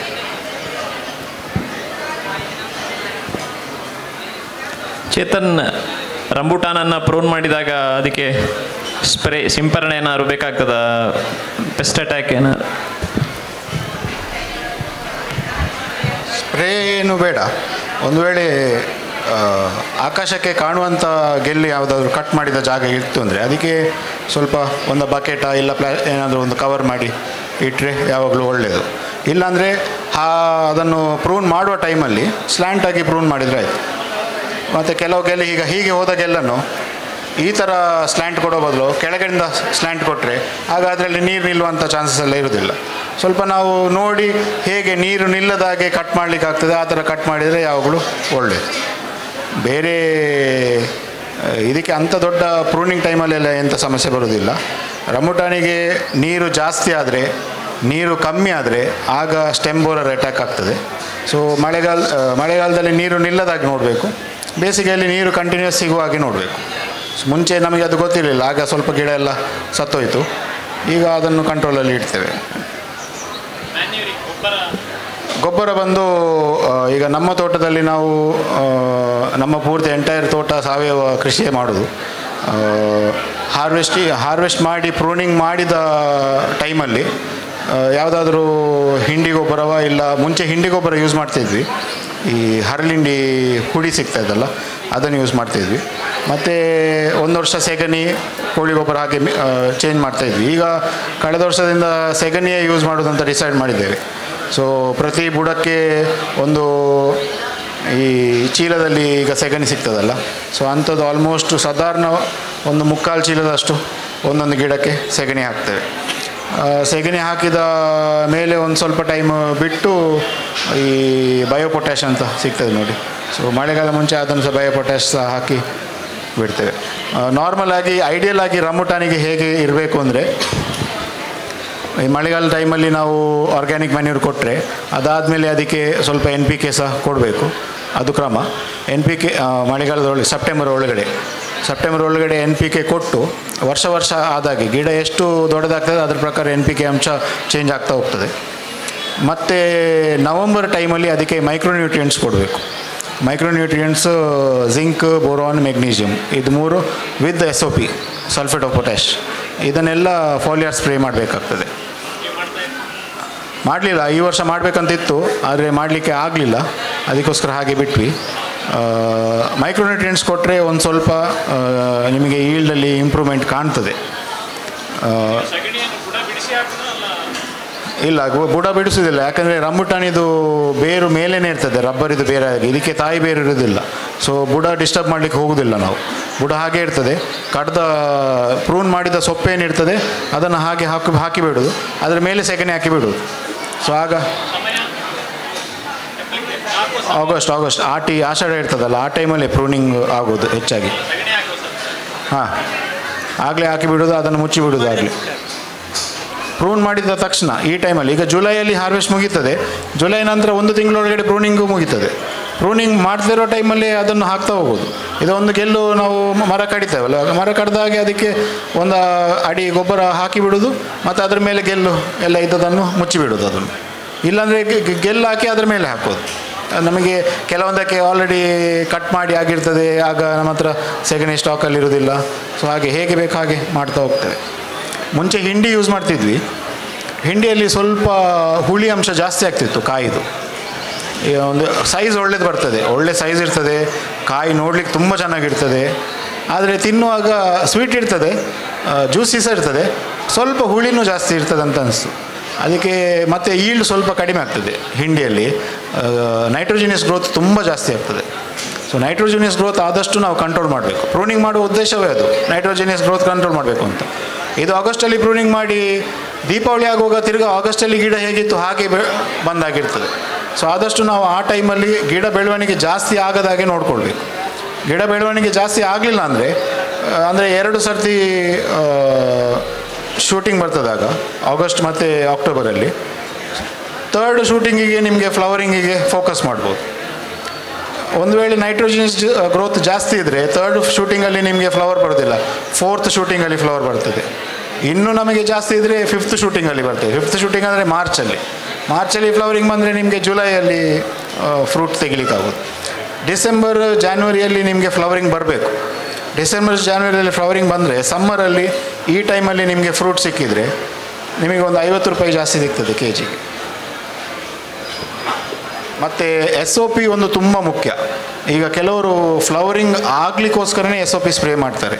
SOP ಸ್ಪ್ರೇ ಮಾಡಿದರೆ ಫ್ಲವರಿಂಗ್ ಪಾಸಿಬಿಲಿಟೀಸ್ ಜಾಸ್ತಿ ಇರ್ತದೆ. ಸೊ ಅದು ಹೊಡೆದ್ರೆ ಒಳ್ಳೆಯದು. ಇದೆಲ್ಲ ಆಗಿ ಈಗ ನಾವು ಈ ವರ್ಷದಿಂದ ಒಂದು ವಿಷಯ ಅರ್ಥ ಮಾಡಿದ್ದೇವೆ, ಫ್ಲವರಿಂಗ್ ಬರುವವರೆಗೆ ಸಮಸ್ಯೆ ಇಲ್ಲ, ಎಂಥ ಗೊಬ್ಬರ ಕೊಟ್ಟರು ನಡೀತದೆ. ಫ್ಲವರಿಂಗ್ ಬಂದ ಮೇಲೆ ಆ ಫ್ಲವರನ್ನು ನಾವು ಹೇಗೆ ಉಳಿಸಬೇಕು ಅದು ತುಂಬ ಮುಖ್ಯ. ಒಂದು, ನಾವು ನ್ಯಾಫ್ಥಲಿನ್ ಎಸಿಟಿಕ್ ಆ್ಯಸಿಡ್ ಪ್ಲಾನೋಫಿಕ್ಸ್ ಬರ್ತದಲ್ಲ, ಪ್ಲಾನೋಫಿಕ್ಸ್ ಒಮ್ಮೆ ನಾವು ಒಂದು ಗಿಡಕ್ಕೆ ಕೊಡಬೇಕು. ಯಾಕಂದರೆ ಹೂ ಬಂದರೆ ಆ ಹೂ ಫರ್ಟಿಲೈಸ್ ಆಗಬೇಕು. ಈಗ ನಾವು 2024 ಮತ್ತು 2023ಯಲ್ಲಿ ಅಬ್ಸರ್ವ್ ಮಾಡಿದೆ ಅಂತ ಅಂದರೆ ದುಂಬಿಗಳಿಲ್ಲ. ಈ 2 ವರ್ಷ ದುಂಬಿಗಳು ತುಂಬ ಕಮ್ಮಿ, ಪಾಲಿನೇಷನ್ ಆಗಲೇ ಇಲ್ಲ ಜಾಸ್ತಿ. ಈ ವರ್ಷ ಆ ಸಮಸ್ಯೆ ಇರಲಿಲ್ಲ. ಈ ವರ್ಷ ದುಂಬಿಗಳಿತ್ತು, ಪಾಲಿನೇಷನ್ ತುಂಬ ಚೆನ್ನಾಗಿ ಆಗಿದೆ. ಆದರೆ ಒಂದು ಸ್ವಲ್ಪ ನಾವು ಪ್ಲಾನೋಫಿಕ್ಸ್ ಕೊಟ್ಟರೆ ಫ್ಲವರ್ ನಿಲ್ತದೆ. ಅದು ಕೊಡೋದು ಪೂರ್ತಿ ಗಿಡಕ್ಕೆ ಕೊಡುವ ಹಾಗೆ ಅಲ್ಲ, ಈಸ್ಟ್ ವೆಸ್ಟ್ ನಾರ್ತ್ ಸೌತು ಒಂದೊಂದು ಗೊಂಚಲಿಗೆ, ಅಂದರೆ ಪೂರ್ತಿ ಗಿಡದಲ್ಲಿ 10%ಗೆ ನಾವು ಪ್ಲಾನೋಫಿಕ್ಸ್ ಸ್ಪ್ರೇ ಮಾಡಬೇಕಾಗ್ತದೆ. ಒಂದು ಜಸ್ಟ್ ಒಂದು ಪುಷ್ ಕೊಟ್ಟರೆ ಆಯಿತು. ಆ ಪ್ಲಾನೋಫಿಕ್ಸ್ ಸ್ಪ್ರೇ ಕೊಟ್ಟು ಅದು ಕೊಟ್ಟರೆ ಏನಾಗ್ತದೆ, ಈ ಗಿಡದಲ್ಲಿ ಗಂಡು ಹೂ ಮತ್ತು ಹೆಣ್ಣು ಹೂ ಉಂಟಲ್ಲ, ಆ ಮರದಲ್ಲಿ ಜೊತೆಗೆ ಇರ್ತದೆ. ಸೊ ಪ್ಲಾನೋಫಿಕ್ಸ್ ಕೊಟ್ಟ ಹೂ ಅಲ್ಲಿಗೆ ಸಾಯ್ತದೆ. ಅದು ಆ ಹೂ ಸತ್ತು ಅದು ಗಂಡು ಹೂವಾಗಿ ಕನ್ವರ್ಟ್ ಆಗ್ತದೆ. ಈ ಬಾಕಿ ಹೂಗಳಿಗೆ ಇದು ಫರ್ಟಿಲೈಸೇಷನ್ ಟೈಮಲ್ಲಿ ಮತ್ತು ಪಾಲಿನೇಷನ್ ಟೈಮಲ್ಲಿ ಜಾಸ್ತಿ ಪೋಲನ್ ಅವೈಲಬಿಲಿಟಿ ಸಿಗ್ತದೆ ಆ ಗಿಡಕ್ಕೆ. ಸೊ ಆಗ ಜಾಸ್ತಿ ನಿಮಗೆ ಫ್ರೂಟ್ ಸೆಟ್ ಆಟೋಮೆಟಿಕ್ಲಿ ಜಾಸ್ತಿ ಆಗ್ತದೆ. ಈ ಫ್ರೂಟ್ ಸೆಟ್ ಆಗೋ ಟೈಮಲ್ಲಿ ಪ್ಲಾನೋಫಿಕ್ಸ್ ಬಿಟ್ಟ ಮೇಲೆ ಹೂ ಎಲ್ಲ ಕರಚಲಿಕ್ಕೆ ಶುರುವಾಗ್ತದೆ. ಹೂ ಕೊರಚುವ ಸಮಸ್ಯೆ ತುಂಬ ಉಂಟು ರಾಂಬುಟಾನಲ್ಲಿ. ಹೂ ಕರಟದಾಗೆ ನಾವು ಅದಕ್ಕೆ ಏನಾದರೂ ಫಂಗಿಸೈಡ್ ಸ್ಪ್ರೇ ಮಾಡಬೇಕಾಗ್ತದೆ. ವೆಟೇಬಲ್ ಸಲ್ಫರ್ ನಾರ್ಮಲಿ ಅದು ನ್ಯಾಚುರಲ್ ಕಾಂಪೌಂಡು. ವೆಟೇಬಲ್ ಸಲ್ಫರ್ ನಾವು 2.5% ಆಗಿ ಸ್ಪ್ರೇ ಮಾಡ್ತಾ ಇರಬೇಕು. ಸೊ ಇದಿಷ್ಟು ಸ್ಪ್ರೇ ಮಾಡಿದರೆ ಫ್ಲವರಿಂಗ್ ಬಂದ ಮೇಲೆ ನಾವು ಒಂದು ಕರೆಕ್ಟಾಗಿ 1 ತಿಂಗಳು ಕರೆಕ್ಟಾಗಿ ಅದಕ್ಕೆ ಕೇರ್ ಕೊಟ್ಟು ನಾವು ಸ್ಪ್ರೇ ಮಾಡ್ತಾಯಿದ್ರೆ ಫ್ರೂಟನ್ನು ಉಳಿಸ್ಲಿಕ್ಕಾಗ್ತದೆ. ಅಷ್ಟು ಮಾಡಿದ್ವಿ. ಎಲ್ಲರೂ ಫಾಲೋ ಮಾಡಿದ್ದಾರೆ ಆ ಪ್ರಾಕ್ಟೀಸ್. ಎಲ್ಲರಿಗೂ ಈ ವರ್ಷ ಕರೆಕ್ಟಾಗಿ ಫಾಲೋ ಮಾಡಿ ಕರೆಕ್ಟಾಗಿ ಬಂತು, ಕಾಯಿ ಬಂತು, ಎಲ್ಲ ಆಯಿತು. ಮೊನ್ನೆ ಮೇ 20 ನಂತರ ಅಷ್ಟು ಕೆಲಸ ಮಾಡಿದ್ದು ಎಲ್ಲ ಹೋಯಿತು, ಎಲ್ಲ ನೆಲದಲ್ಲಿ ಉಂಟೀಗ. ಸೊ ಇದನ್ನು ಏನು ಅವಾಯ್ಡ್ ಮಾಡಲಿಕ್ಕೆ ಆಗೋದಿಲ್ಲ. ಹೀಗೆ ಆದರೆ ಏನು ಮಾಡಲಿಕ್ಕೆ ಆಗೋದಿಲ್ಲ. ಬಿಸಿಲಿದ್ದರೆ ಏನಾದರೂ ಸ್ಪ್ರೇ ಕೊಟ್ಟು ಕಂಟ್ರೋಲ್ ಮಾಡಲಿಕ್ಕಾಗ್ತದೆ. ಬಿಸಿಲಿಲ್ಲ, ಮಳೆ ಕಂಟಿನ್ಯೂಸ್ ಬೀಳ್ತಾ ಇತ್ತು ಅಂದರೆ ನಾವು ಎಷ್ಟೇ ಪ್ರಾಕ್ಟೀಸ್ ಮಾಡಲಿ ಯಾವುದು ಸಹ ವರ್ಕ್ ಆಗೋದಿಲ್ಲ. ಹಾಗೆ ಗಿಳಿಗಳ ಉಪದ್ರವಕ್ಕೆ ಏನು ಮಾಡ್ತಾ ಇದ್ದೀರಿ ನೀವು ಸರ್? ಅಲ್ಲಿ ಬಲೆ ಹಾಕೋದು ಮಾತ್ರವಾ, ಬೇರೆ ಏನಾದರೂ? ಬಲೆ ಹಾಕಬೇಕು. ಅದೇ ಬಲೆ ಹಾಕೋದೇ ನಾವು ನೋಡ್ತಾ ಇದ್ದೀವಿ. ಹಾಗೆ ಬೇರೆ ಏನು ಉಪಾಯ ಇಲ್ಲ ಸರ್. ಬೇರೆ ತಟ್ಟೆ ಇಟ್ಕೊಂಡು ನಾವು ಹೊಡಿತಾ ಹೋಗಬೇಕು ಗಿಳಿ ಬಂದಾಗೆ. ಅದು ಸಹ ಹಾಗೆ ಹಂದಿಗಳಾಗಿ ನಾವು ಇಲ್ಲಿದ್ದರೆ ಅಲ್ಲಿರ್ತದೆ, ಅಲ್ಲಿದ್ದರೆ ಇಲ್ಲಿರ್ತದೆ. ನಾವು ಒಂದು ವರ್ಷ ಆಲ್ಮೋಸ್ಟ್ 80% ಕ್ರಾಪ್ ಗಿಳಿಗಳಿಂದ ಕಳೆದಿದ್ದೇವೆ. ಫುಲ್ ಹೆವಿ ಗಿಳಿಗಳದ್ದು ಉಪದ್ರವ. ನನ್ನದೊಂದು ಸಣ್ಣ ಪ್ರಶ್ನೆ, ಈ ಹಲಸು ಒಳ್ಳೆಯದಿಲ್ಲಲ್ಲ, ಅದರ ತೊಲೆ, ಅದನ್ನು ಏನಾದರೂ ಸ್ವೀಟ್ ಮಾಡುವ ಹಾಗೆ ಏನಾದರೂ ರಾಸಾಯನಿಕ ಉಂಟಾ ಅಂತ. ತುಂಬ ನಮ್ಮಲ್ಲಿ ಕಾಟು ಮರಗಳಿದ್ದಾವೆ, ಎಲ್ಲ ಮರ ಕಟ್ಟಿ ಹಚ್ಚಿರೋದು. ಅದು ವೇಸ್ಟ್, ಮರ ಒಂದಾಗ್ತದೆ ಮತ್ತು ಅದೆಲ್ಲ ವೇಸ್ಟು, ಅದನ್ನು ಯಾರು ತಿನ್ನೋದಿಲ್ಲ. ಈಗ ಉಂಟಲ್ಲ ಇದು ತಂದೆ ತಾಯಿಯವರು ತಮ್ಮ ಮಕ್ಕಳಿಗೆ ಹಲಸು ತಿನ್ನಬೇಡ ಅಂತ ಹೇಳ್ತಾ ಇದ್ದಾರೆ. ನಾವೆಲ್ಲ ತಿಂತೇವೆ, ಅವರು ಅದು ತಿನ್ನಬೇಡ, ನಿನಗೆ ಜ್ವರ ಬರ್ತದೆ, ಶೀತ ಬರ್ತದೆ, ನೀನು ಅದು ತಿನ್ನಬೇಡ ಅಂತ ಹೇಳ್ತಾರೆ. ಅದು ಒಳ್ಳೆ ಇದ್ದರೆ ಸ್ವಲ್ಪ ತಿಂತಾರೆ, ಇಲ್ಲದ್ರೆ ಅವರು ಅಲ್ಲಿ ನಾವು ಅಲ್ಲಿ ಅದನ್ನು ಕಟ್ ಮಾಡುವಲ್ಲಿಗೆ ಬರುವುದೇ ಇಲ್ಲ. ಅದಕ್ಕೆ ಏನಾರಲ್ಲ ಸ್ವೀಟ್ ಮಾಡೋ ವ್ಯವಸ್ಥೆ ಇದ್ದರೆ ಏನಾದರೂ ರಾಸಾಯನಿಕದಿಂದ ಇದನ್ನು ಸ್ವೀಟ್ ಮಾಡುವ ಉಂಟಾ ಅಂತ ಹೇಳುದು ಅಷ್ಟೇ. ನೀವು ಹೇಳಿದ ವಿಷಯಕ್ಕೆ ಸಂಬಂಧಪಟ್ಟ ಹಾಗೆ 2 ಪರಿಹಾರಗಳಿದೆ. ಇತ್ತೀಚೆಗೆ ಅಥವಾ ಹಿಂದಿನಿಂದಲೇ ನಮ್ಮಲ್ಲಿ ಹಲಸು ಬೇಗ ಬಿಡುವ ಹಲಸು ಯಾವುದುಂಟು ಅದನ್ನು ನಾಟಿ ಮಾಡಿದರೆ ನಮಗೆ ಇದಕ್ಕೆ ಪರಿಹಾರ ಸಿಗ್ತದೆ. ಏನಂದರೆ ಮಳೆ ಬಂದ ಮೇಲೆ ಹಲಸು, ಯಾವುದೇ ಹಲಸಾದರೂ ಅದು ಸಿಹಿ ಅಂಶ ಕಡಿಮೆ ಆಗ್ತದೆ. ಅದಕ್ಕೆ ನಮಗೆ ಏಪ್ರಿಲ್ ಮೇ ಇದರ ಒಳಗೆ ನಮಗೆ ಹಲಸಿನ ಹಣ್ಣಾಗಿ ಸಿಗಬೇಕು ಒಂದು. ಎರಡನೇದು, ಯಾವುದೇ ಕೆಮಿಕಲ್ ಹಾಕಿ ಮಾಡುವಂಥ ವಿಧಾನಗಳು ನಮಗೆ ಯಾರಿಗೂ ಗೊತ್ತಿದ್ದ ಹಾಗೆ ಇಲ್ಲ.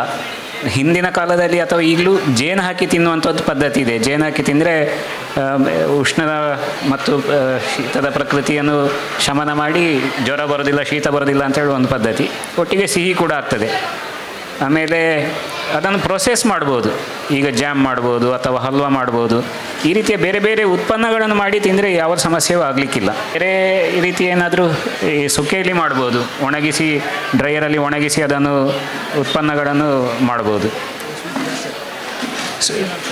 ಸ್ವೀಟ್ ಒಣಗಿಸಿದಾಗ ಸಿಹಿ ಅಂಶ ತನ್ನಿಂದಾನಕ್ಕೆ ಜಾಸ್ತಿ ಆಗ್ತದೆ, ನೀರಿನಂಶ ಕಡಿಮೆ ಮಾಡಬೇಕು. ಇದೇ ಪರಿಹಾರ ಅದಕ್ಕೆ. ಹಲಸು ತಿಂದರೆ ಎದೆ ಸುಟ್ಟು ಬರ್ತದೆ, ಆಗೋದಿಲ್ಲ, ಗ್ಯಾಸ್ ಅಂತ ತುಂಬ ಜನ ಹೇಳೋದು ಕೇಳಿದ್ದೇನೆ ನಾನು. ನನ್ನ ಅಂದಾಜಲ್ಲಿ ಹಿಂದಿನವರು ಹೇಳ್ತಿದ್ರು ಹಸಿದು ತಿನ್ನು ಹಲಸು ಅಂತ. ಹೊಟ್ಟೆ ಒಳ್ಳೆ ಹಸಿತಾ ಇರುವಾಗಲೇ ಹಲಸನ್ನು ತಿನ್ನಬೇಕಾದ್ದು. ಹೊಟ್ಟೆ ತುಂಬಿದ ಮೇಲೆ ಹಲಸು ತಿಂದರೆ ಖಂಡಿತ ಜೀರ್ಣ ಆಗೋದಿಲ್ಲ, ಅದಕ್ಕೆ ಸಂಶಯವೇ ಬೇಡ. ಉಂಡು ತಿನ್ನು ಮಾವು, ಹಸಿದು ತಿನ್ನು ಹಲಸು. ಮತ್ತು ಸ್ವಲ್ಪ 1-2 ತುಂಡು ಶುಂಠಿ ಉಪ್ಪು ತಿಂದರೆ ಹಲಸು ಕರೆಕ್ಟ್ ಜೀರ್ಣ ಆಗ್ತದೆ. ಮತ್ತು ಏನೂ ದುಡಿಯದೆ ಇಡೀ ದಿನ ಕೂದು ತಿನ್ನುವವರಿಗೆ ಬಹುಶಃ ಹಲಸು ಜೀರ್ಣಕ್ಕೆ ಸ್ವಲ್ಪ ಕಷ್ಟ ಆದೀತು. ಅಂತ ಹೊಟ್ಟೆ ತುಂಬಿದ ಮೇಲಂತೂ ಹಲಸನ್ನು ತಿನ್ನಲೇಬಾರದು. ಖಾಲಿ ಹೊಟ್ಟೆಯಲ್ಲಿ ತಿಂದರೆ ಏನಾಗೋದಿಲ್ಲ. ಹಾಗೆ ನಾನೇ ಬೆಳಿಗ್ಗೆ ಅರ್ಧ ಹಲಸಿನ ತಿಂಡಿ ತಿನ್ನದೆ ಮಧ್ಯಾಹ್ನವರೆಗೆ ಮುಂದೆ ತಳ್ತೇನೆ. ಶಿವಸುಬ್ರಹ್ಮಣ್ಯ ಅವರು ಕೇಳಿದ ಒಂದು ಪ್ರಶ್ನೆಗೆ ನನ್ನದು ಇನ್ನೊಂದು ಉತ್ತರ. ಹಲಸಿನ ಕಾಯಿಗೆ ಕೀಟಗಳ ಬಾಧೆ ಅಥವಾ ಹಕ್ಕಿಗಳ ಬಾಧೆ ಇದನ್ನು ನಿವಾರಣೆ ಮಾಡಲಿಕ್ಕೆ ಈ ವರ್ಷದಿಂದ ನಾನೊಂದು ಪರಿಹಾರವನ್ನು ಬೇರೆ ಬೇರೆ ಕಡೆಗಳಲ್ಲಿ ಮಾಡ್ತಾರೆ, ನಾನು ಕೂಡ ಈ ಸತಿ ಒಂದು ಪ್ರಾಯೋಗಿಕವಾಗಿ ಮಾಡಿ ನೋಡ್ತಾ ಇದ್ದೇನೆ.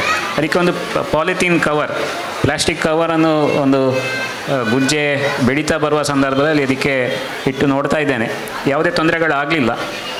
ಓಪನ್ ಆಗಿ ಇಟ್ಟದ್ದಕ್ಕೆ ಹಕ್ಕಿಗಳ ಬಾಧೆ, ಮರಕುಟಿಕ ಅಥವಾ ಇನ್ಸೆಕ್ಟ್ಸ್ ಇಂಥದ್ದೆಲ್ಲ ಸಮಸ್ಯೆಗಳಿದೆ.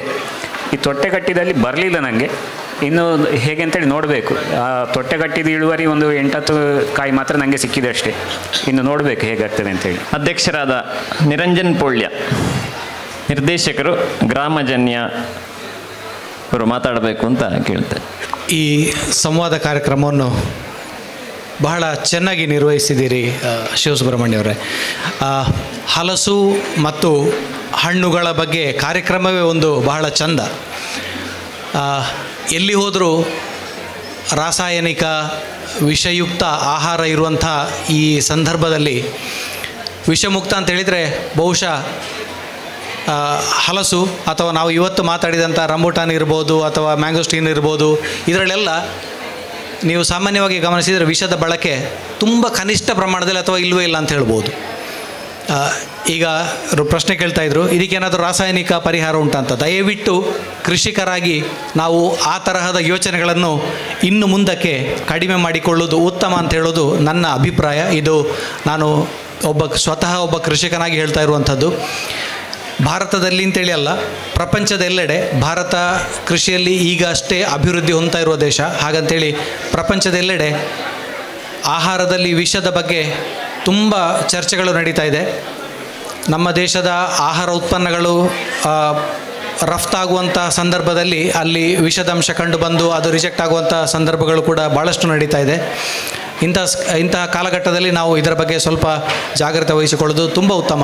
ಅದರಲ್ಲೂ ಹಲಸಿನಂತಹ ಕೃಷಿಗೆ ವಿಷ ಅಥವಾ ರಾಸಾಯನಿಕದ ಲೇಪ ಅಗತ್ಯ ಇಲ್ಲದಿರುವಂಥದ್ದಕ್ಕೆ ನಾವು ಅದನ್ನು ತರುವುದು ಆದಷ್ಟು ಒಳ್ಳೆಯದಲ್ಲ. ಆದಷ್ಟು ಅದನ್ನು ಅವಾಯ್ಡ್ ಮಾಡುವಂತ ಹೇಳುವಂಥದ್ದು ನನ್ನ ಅಭಿಪ್ರಾಯ.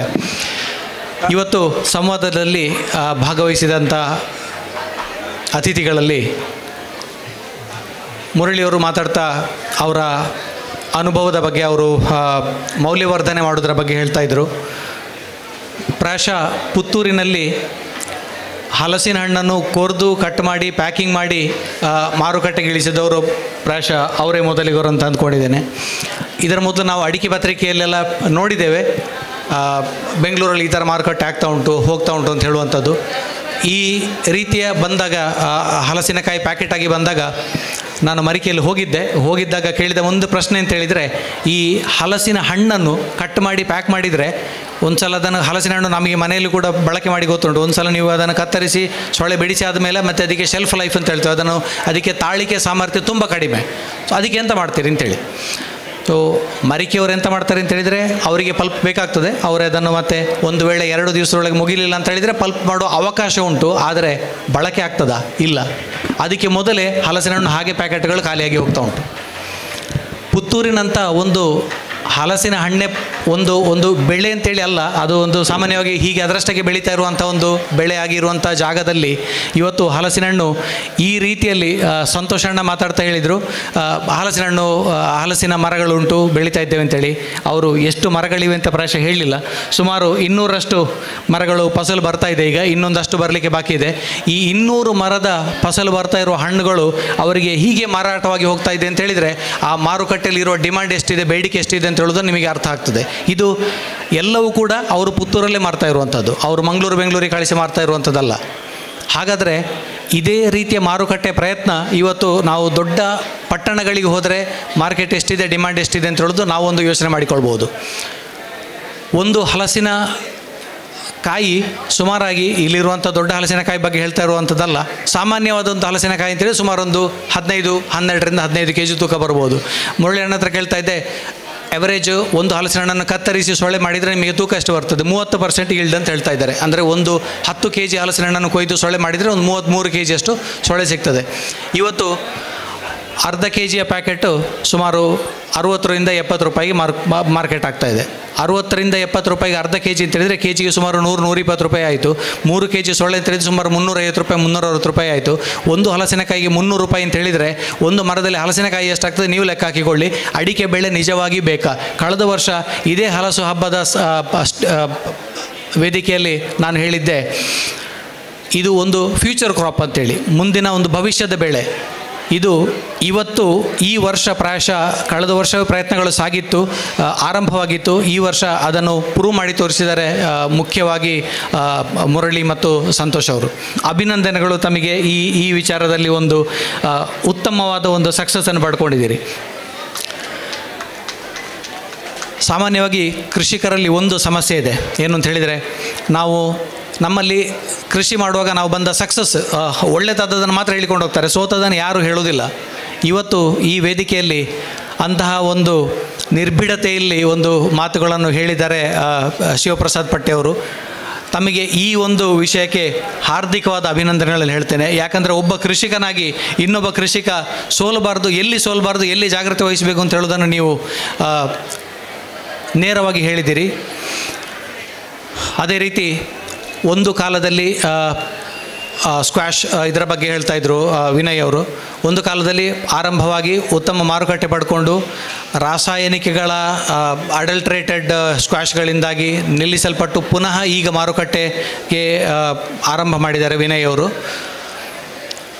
ಈಗ ಯಾಕೆ ಮಾರುಕಟ್ಟೆ ಆಗ್ತಾ ಇದೆ ಅಂತ ಹೇಳಿದರೆ, ಪ್ರಾಯಶಃ ಆರಂಭದಲ್ಲಿ ಹೇಳಿದ ಅದೇ ವಿಚಾರ, ಜನರಿಗೆ ಕೂಡ ಗ್ರಾಹಕರಿಗೆ ಸ್ವಲ್ಪ ವಿಷಮುಕ್ತ ಆಹಾರದ ಬಗ್ಗೆ ಒಂದು ಅವೇರ್ನೆಸ್ ಕ್ರಿಯೇಟ್ ಆಗಲಿಕ್ಕೆ ಶುರುವಾಗಿದೆ. ವಿಷಮುಕ್ತ ಆಹಾರ ಬೇಕು, ಇದರಲ್ಲಿ ಕೆಮಿಕಲ್ ಇರ್ತದೆ, ಇದರಲ್ಲಿ ಬಣ್ಣ ಇರ್ತದೆ. ಸ್ಕ್ವಾಷ್ ಮಾಡಲಿಕ್ಕೆ, ಪುನರ್ಪುಳಿ ಸ್ಕ್ವಾಷ್ ಮಾಡಲಿಕ್ಕೆ ತುಂಬ ಸುಲಭ ಉಂಟು, ತುಂಬ ಸುಲಭ. ಸಕ್ಕರೆ ಪಾಕ ಮಾಡೋದು, ಅದಕ್ಕೆ ಒಂದು ಕಲರ್ ಸಿಗ್ತದೆ, ಆ ಕಲರ್ ಒಂದು ಪಿಂಚ್ ಹಾಕಿದರೆ ಸಾಕು. ಮತ್ತು ಸಿಟ್ರಿಕ್ ಆ್ಯಸಿಡ್ ಸಿಗ್ತದೆ, ಸಿಟ್ರಿಕ್ ಆ್ಯಸಿಡ್ ಹಾಕಿ ಕರಗಿಸಿದ್ರೆ ಆಯಿತು, ನಿಮಗೆ ಸ್ಕ್ವಾಷ್ ರೆಡಿ. ಈ ರೀತಿಯ ಸ್ಕ್ವಾಶ್ ನಮಗೆ ಮಾರುಕಟ್ಟೆಯಲ್ಲಿ ಸಿಗುವಂಥದ್ದು. ಇದು ಬೇಕಾ? ಅದರ ಬದಲು ಖಾಲಿ ಸಕ್ಕರೆ ಪಾಕ ಕೂಡ ಕುಡಿಬೋದಲ್ವ? ಅದರೊಟ್ಟಿಗೆ ಅಟ್ಲೀಸ್ಟ್ ಆ ಬಣ್ಣದ ರಾಸಾಯನಿಕಗಳನ್ನಾದರೂ ನಿಲ್ಲಿಸ್ಬೋದು. ಅದಕ್ಕೋಸ್ಕರ ಹೇಳ್ತಾ ಇರುವಂಥದ್ದು, ಈ ರೀತಿಯ ಪ್ರಯತ್ನಗಳು ನಡೀಲಿ. ಈ ಪ್ರಯತ್ನಗಳನ್ನು ಕೃಷಿಕರೇ ಆಗಲಿ ಅಥವಾ ಪಟ್ಟಣ ನಿವಾಸಿಗಳಾಗಲಿ ಇದನ್ನು ಹೆಚ್ಚು ಬೆಂಬಲಿಸಬೇಕು. ಬೆಂಬಲಿಸಿದರೆ ಮಾತ್ರ ಇಂತಹ ಪ್ರಯತ್ನಗಳು ಮುಂದೆ ಬರ್ತವೆ. ಬಳಕೆದಾರರಾಗಿ ಮತ್ತು ಕೃಷಿಕರಾಗಿ ನಮ್ಮ ಕರ್ತವ್ಯಗಳು ಇದು ಈ ಎರಡು ವಿಚಾರಗಳಲ್ಲಿ ಮುಖ್ಯವಾಗಿರಬೇಕಾದಂಥದ್ದು. ಹಲಸಿನ ಕೃಷಿಯ ಬಗ್ಗೆ ಬಂದಾಗ ಡಿಮಾಂಡ್ ಬೇಕಾದಷ್ಟಿದೆ ಅಂತ ಹೇಳಿದರು. ಹಾಗಂತೇಳಿ ನಮ್ಮಲ್ಲಿ ಕೃಷಿಯ ಪ್ರಯತ್ನಗಳು ತುಂಬ ಕಡಿಮೆ ನಡೀತಾ ಇದೆ. ಹಲಸಿನ ಕೃಷಿ ಇನ್ನೂ ಹೆಚ್ಚಾಗಲಿ. ಈ 7 ವರ್ಷದಲ್ಲಿ ಹಲಸು ಹಣ್ಣು ಮೇಳ ನಡಿಬೇಕಾದ್ರೆ ನಾನು ಅಧ್ಯಕ್ಷರ ಹತ್ರ ನವತೇಜದ ಅಧ್ಯಕ್ಷರ ಹತ್ರ ಮಾತಾಡ್ತಾ ಇದ್ದೆ. ಹೇಳಿದರು ಅವರು, 3 ವರ್ಷ ನಾವು ಕಿಸೆಯಿಂದ ಹಾಕಿ ನಡೆಸಿದ್ದೇವೆ ಅಂತೇಳಿ. ಇದು ಅರ್ಥ ಆಗ್ತದೆ ನಮಗೆ ಕೂಡ, ನಮ್ಮ ಕಲ್ಪನೆಯಲ್ಲಿ ಕೂಡ ಇದೆ.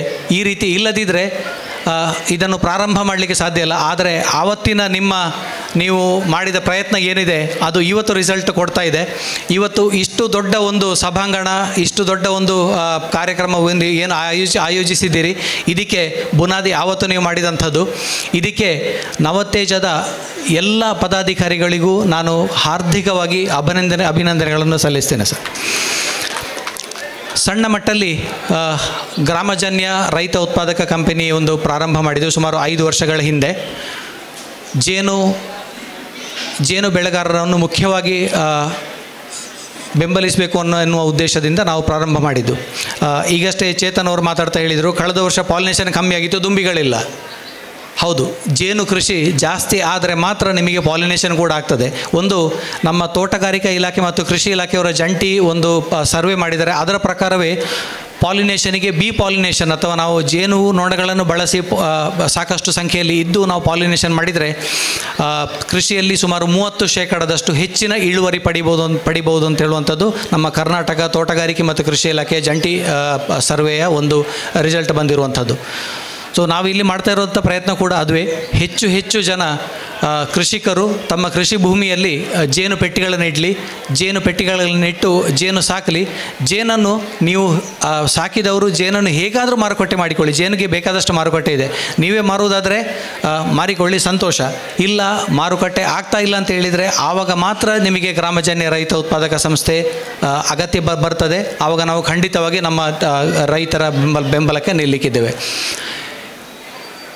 ಇಲ್ಲಿ ಜೇನು ಅಂತ ಹೇಳುವಾಗ ಖಾಲಿ ಜೇನು ತುಪ್ಪ ಮಾತ್ರ ಅಲ್ಲ, ಜೇನು ಮೇಣದ ಮೌಲ್ಯವರ್ಧನೆ ಕೂಡ ಮಾಡ್ತಾ ಇದ್ದೇವೆ.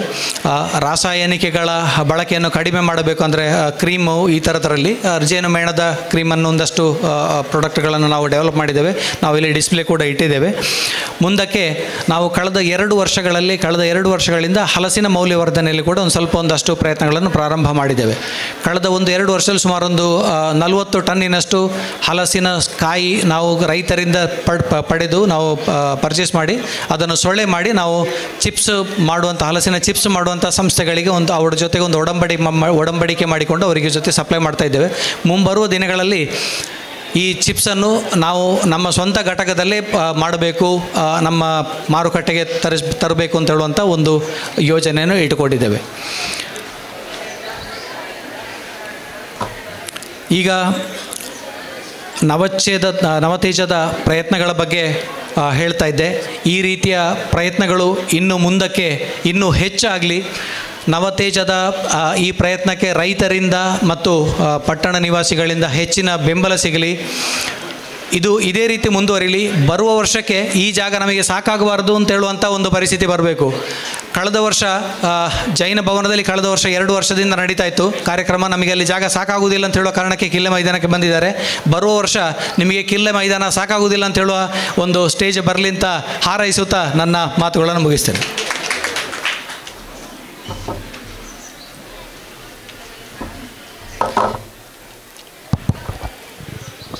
ಧನ್ಯವಾದಗಳು ನಿರಂಜನಣ್ಣ. ಮೊದಲನೇದಾಗಿ ಇದೀಗ ಈ ಕಾರ್ಯಕ್ರಮ ಮುಗಿತಾ ಇರುವ ಹಂತದಲ್ಲೇ ಒಂದು ಲಕ್ಕಿ ಡ್ರಾ ತೆಗಿಲಿಕ್ಕಿದೆ.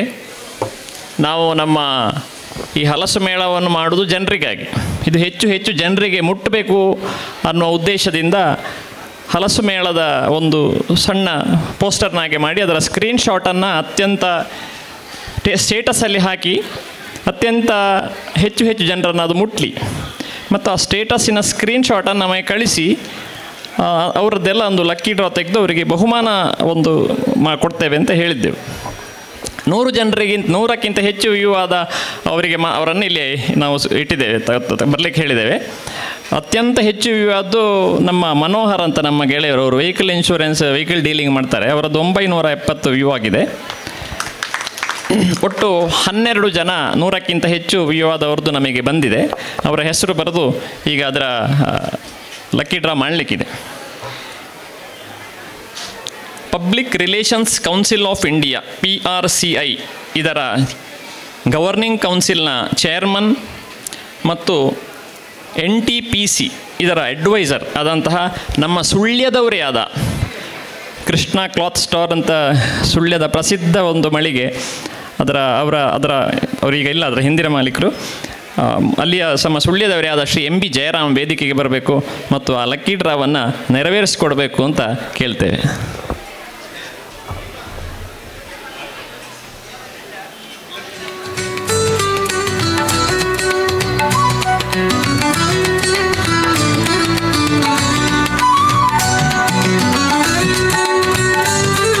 PRCIಯ ನ್ಯಾಷನಲ್ ಚೇರ್ಮನ್ ಹಾಗೂ ಫೌಂಡರ್ MB ಜಯರಾಮ್ ಅವರು ವೇದಿಕೆ ಬರಬೇಕು. ಹಾಗೆ ಅವರಿಗೆ ನಮ್ಮ ಹಲಸು ವೇದಿಕೆಯ ಪ್ರೀತಿಯ ಸ್ವಾಗತ. ಹಾಗೆ ಹಲಸಿನ ಭಿತ್ತಿಪತ್ರಿಕೆಯನ್ನು ಅತ್ಯಂತ ಹೆಚ್ಚು ಸ್ಟೇಟಸ್ನಲ್ಲಿ ಹಾಕಿ ಅತ್ಯಂತ ಹೆಚ್ಚು ವ್ಯೂಸ್ ಬಂದವರಿಗೆ ಲಕ್ಕಿ ಡ್ರಾ ನಡೆಸೋದಾಗಿ ನಾವು ಹೇಳಿದೆವು. ತುಂಬ ಜನ ಈ ಕಾರ್ಯಕ್ರಮದಲ್ಲಿ ಭಾಗವಹಿಸಿದರು, ಅವರವರ ಪೋಸ್ಟರ್ಗಳನ್ನು ಹಾಕಿದರು, ವ್ಯೂಸನ್ನು ನಮಗೆ ಸ್ಕ್ರೀನ್ಶಾಟ್ ತೆಗೆದು ಕಳಿಸಿದ್ದಾರೆ.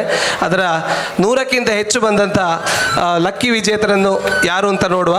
ಈ ಲಕ್ಕಿ ಡ್ರಾಕ್ಕೆ ಬಹುಮಾನವನ್ನು ಪ್ರಾಯೋಜಿಸಿದವರು ನಮ್ಮ ಕೋರ್ ಟೆಕ್ನಾಲಜೀಸ್ನ ಅನೂಪ್ ಕೆಜೆ, ಅವರು ಕೂಡ ವೇದಿಕೆ ಮೇಲೆ ಅವರನ್ನು ಕೂಡ ಬರಮಾಡಿಕೊಳ್ತಾ ಇದ್ದೇನೆ. ಅವರು ಕೂಡ ಅತಿಥಿಗಳ ಜೊತೆಗೆ ಸೇರಿಕೊಳ್ಬೇಕು ಅಂತ ಕೇಳ್ತಾ ಇದ್ದೇನೆ.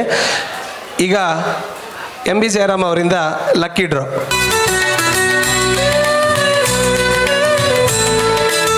ಅನೂಪ್ ಅವರು ವೇದಿಕೆ ಮೇಲೆ ಸೇರಿಕೊಳ್ಬೇಕು. ಲಕ್ಕಿ ಡ್ರಾ ನಡೀತಾ ಇದೆ. ಫಸ್ಟ್ ಲಕ್ಕಿ ವಿನ್ನರ್ ಯಾರು ಅಂತ ನೋಡುವಂಥ ಸಂದರ್ಭ.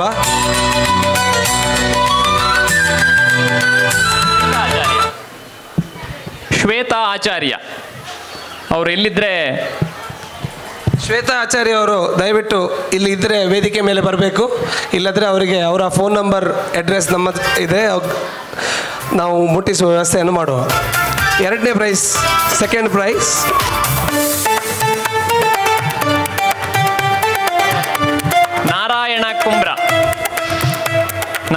ಶ್ರೀ ನಾರಾಯಣ ಕುಂಬ್ರ ಅವರು ಎಲ್ಲಿದ್ದರೂ ವೇದಿಕೆಗೆ ಬಂದು ನಮ್ಮ ದ್ವಿತೀಯ ಬಹುಮಾನವನ್ನು ತಗೊಳ್ಬೇಕು. ವಿವೇಕಾನಂದ ಕಾಲೇಜಿನ ನಾರಾಯಣ ಕುಂಬ್ರ ಅವರು ಇದ್ದರೆ ದಯವಿಟ್ಟು ಬನ್ನಿ. 3rd ಪ್ರೈಸ್ ಮಾಡಿ ಸರ್.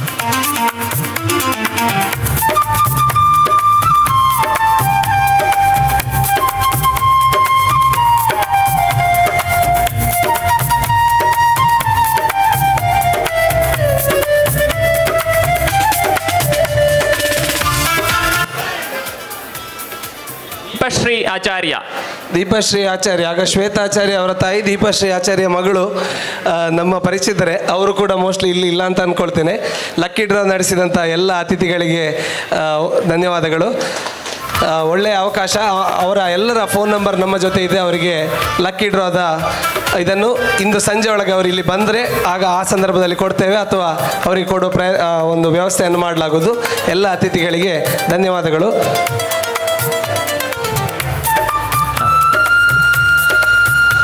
ಇದೀಗ 8ನೆಯ ಹಲಸು ಮೇಳ. ಪುತ್ತೂರಲ್ಲಿ ಹಲಸಿಗೆ ಅದ್ಭುತ ಮಾನವನ್ನು ತಂದುಕೊಟ್ಟದ್ದು ಹಲಸು ಮೇಳದ ಮೂಲಕ. ಇದರ ಮೂಲ 3 ಜನ, ಇದನ್ನು ಈ 4 ಜನ ಈ ನವತೇಜವನ್ನು ಸ್ಥಾಪನೆ ಮಾಡಿ ಇದರ ಹಿಂದೆ ತುಂಬ ಶ್ರಮ ಹಾಕಿದ್ದಾರೆ. ಪ್ರಥಮ ಮೇಳ ಮಹಾಲಿಂಗೇಶ್ವರ ದೇವಸ್ಥಾನದಲ್ಲಿ ಕಿಕ್ಕಿರಿದು, ಭೀಕರ ಮಳೆಯ ದಿನ ಕಿಕ್ಕಿರಿದು ತುಂಬಿತ್ತು. ಸುಹಾಸ್ ಮರಿಕೆ ಸಾವಯವ ಮಳಿಗೆ ಸುಹಾಸ್ ಮರಿಕೆ, ಅಕ್ಷ ಕಾಟೇಜ್ ಇಂಡಸ್ಟ್ರೀಸಿನ ಅನಂತಣ್ಣ ಮತ್ತು ನವನೀತ ನರ್ಸರಿಯ ಶಿಬರ ವೇಣು ಮತ್ತು ಅಡಿಕೆ ಪತ್ರಿಕೆ ಕಾರಂತರು, ಈ 4 ಜನ ಇದರ ಹಿಂದೆ ಬಹಳ ಶ್ರಮ ಪಟ್ಟಿದ್ದಾರೆ. ಇದರ ಅವತ್ತಿನಿಂದಲೇ ನಾವು ನೋಡ್ತಾ ಬಂದಿದ್ದೇವೆ ಇದನ್ನು. ಅವರನ್ನು ಈ ಸಂದರ್ಭದಲ್ಲಿ ಅಭಿನಂದಿಸುವುದು, ಧನ್ಯವಾದ ಎಲ್ಲವನ್ನು ಹೇಳ್ತಾ ಇವತ್ತಿನ ಈ ಕಾರ್ಯಕ್ರಮಕ್ಕೆ ಆಗಮಿಸಿದ ನಮ್ಮ ಅತಿಥಿಗಳಾದ ಅಧ್ಯಕ್ಷರಾದ ನಿರಂಜನ್ ಪೊಳ್ಳೆ ಅವರಿಗೆ ಸ್ಮರಣಿಕೆಯನ್ನು ಅಕ್ಷಾ ಕಾಟೇಜ್ ಇಂಡಸ್ಟ್ರೀಸ್ನ ಅನಂತಣ್ಣ ಕೊಡಬೇಕು. ಹಾಗೆ ಮುರಳೀಧರಕಿ ಅವರಿಗೆ ಕಾರ್ಯನಿರ್ವಹಣಾಧಿಕಾರಿಗಳು ಹಾರ್ದಿಕ್ ಹರ್ಬಲ್ಸ್. ಸಂತೋಷ್ ಬೋನಂತಾಯ, ಶಿವಪ್ರಸಾದ್ ಪಟ್ಟೆ, ವಿನಯ್ ಸೇಡಿಯಾಪು,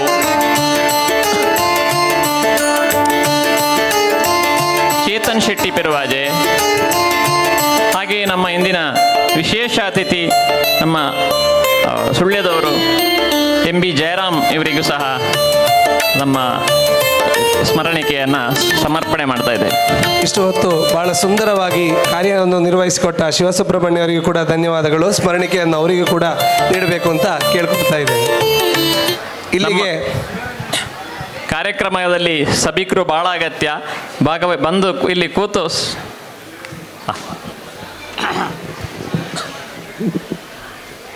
ಎಲ್ಲರಿಗೂ ನಮಸ್ಕಾರ. ಭಾಳ ಸಂತೋಷ ಆಯಿತು. It was an unexpected visit. ನಾನು ದಾರಿಯಲ್ಲಿ ಬರ್ತಾ ಇದ್ದಾಗ ನಮ್ಮ ಶರ್ಮರ್ ನನ್ನ ಆತ್ಮೀಯ ಗೆಳೆಯರು ಅವರಿಗೆ ಫೋನ್ ಮಾಡಿದೆ. ಆಗ ಅವರು ಹೇಳಿದರು, ಇಂಥ ಒಂದು ಹಲಸಿನ ಹಣ್ಣಿನ ಒಂದು ಮೇಳ ನಡೀತಾ ಇದೆ, ದಯವಿಟ್ಟು ಬಂದು ಹೋಗಿ, ನಿಮಗೆ ತುಂಬ ಖುಷಿ ಆಗ್ತದೆ ಅಂತ.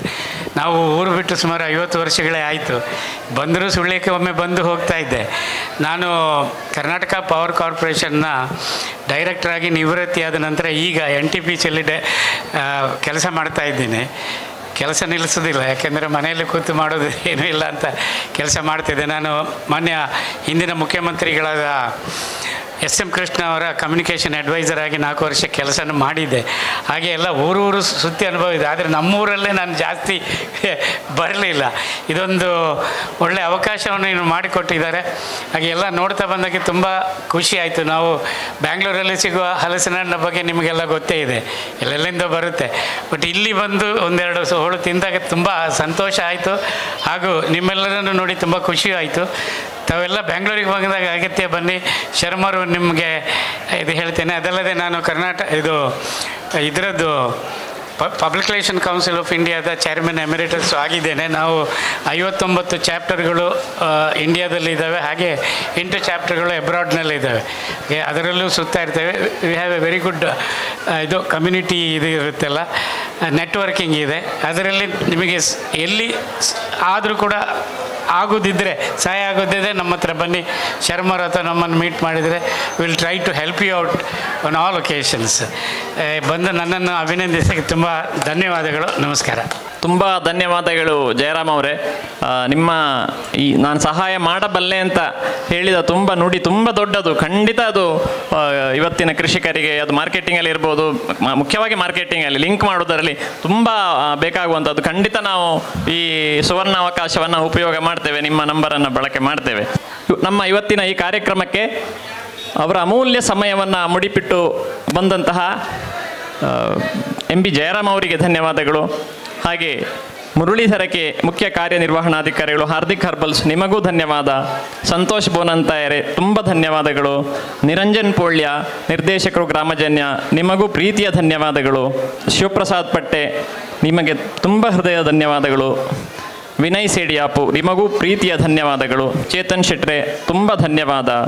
ಹಾಗೆ ಇವತ್ತಿನ ಲಕ್ಕಿ ಡ್ರಾಕ್ಕೆ ಬಹುಮಾನ ಪ್ರಾಯೋಜನೆ ಮಾಡಿದ ಕೋರ್ ಟೆಕ್ನಾಲಜೀಸ್ನ ಮಾಲಕರು ಅನೂಪ್ ನಮ್ಮ ಜೊತೆ ಇದ್ದಾರೆ. ಅವರು ಕಂಪ್ಯೂಟರ್ನ ಬಿಡಿ ಭಾಗಗಳು, ರೀಫರ್ಬಿಶ್ಡ್ ಲ್ಯಾಪ್ಟಾಪ್ಸ್, ಇದನ್ನೆಲ್ಲ ಪುತ್ತೂರಲ್ಲಿ ಸಾಫ್ಟ್ವೇರ್ ಸೆಟ್ ಮಾಡೋದನ್ನೆಲ್ಲ ಮಾಡ್ತಾ ತುಂಬ ವ್ಯವಹಾರ ಮಾಡ್ತಾ ಇದ್ದಾರೆ.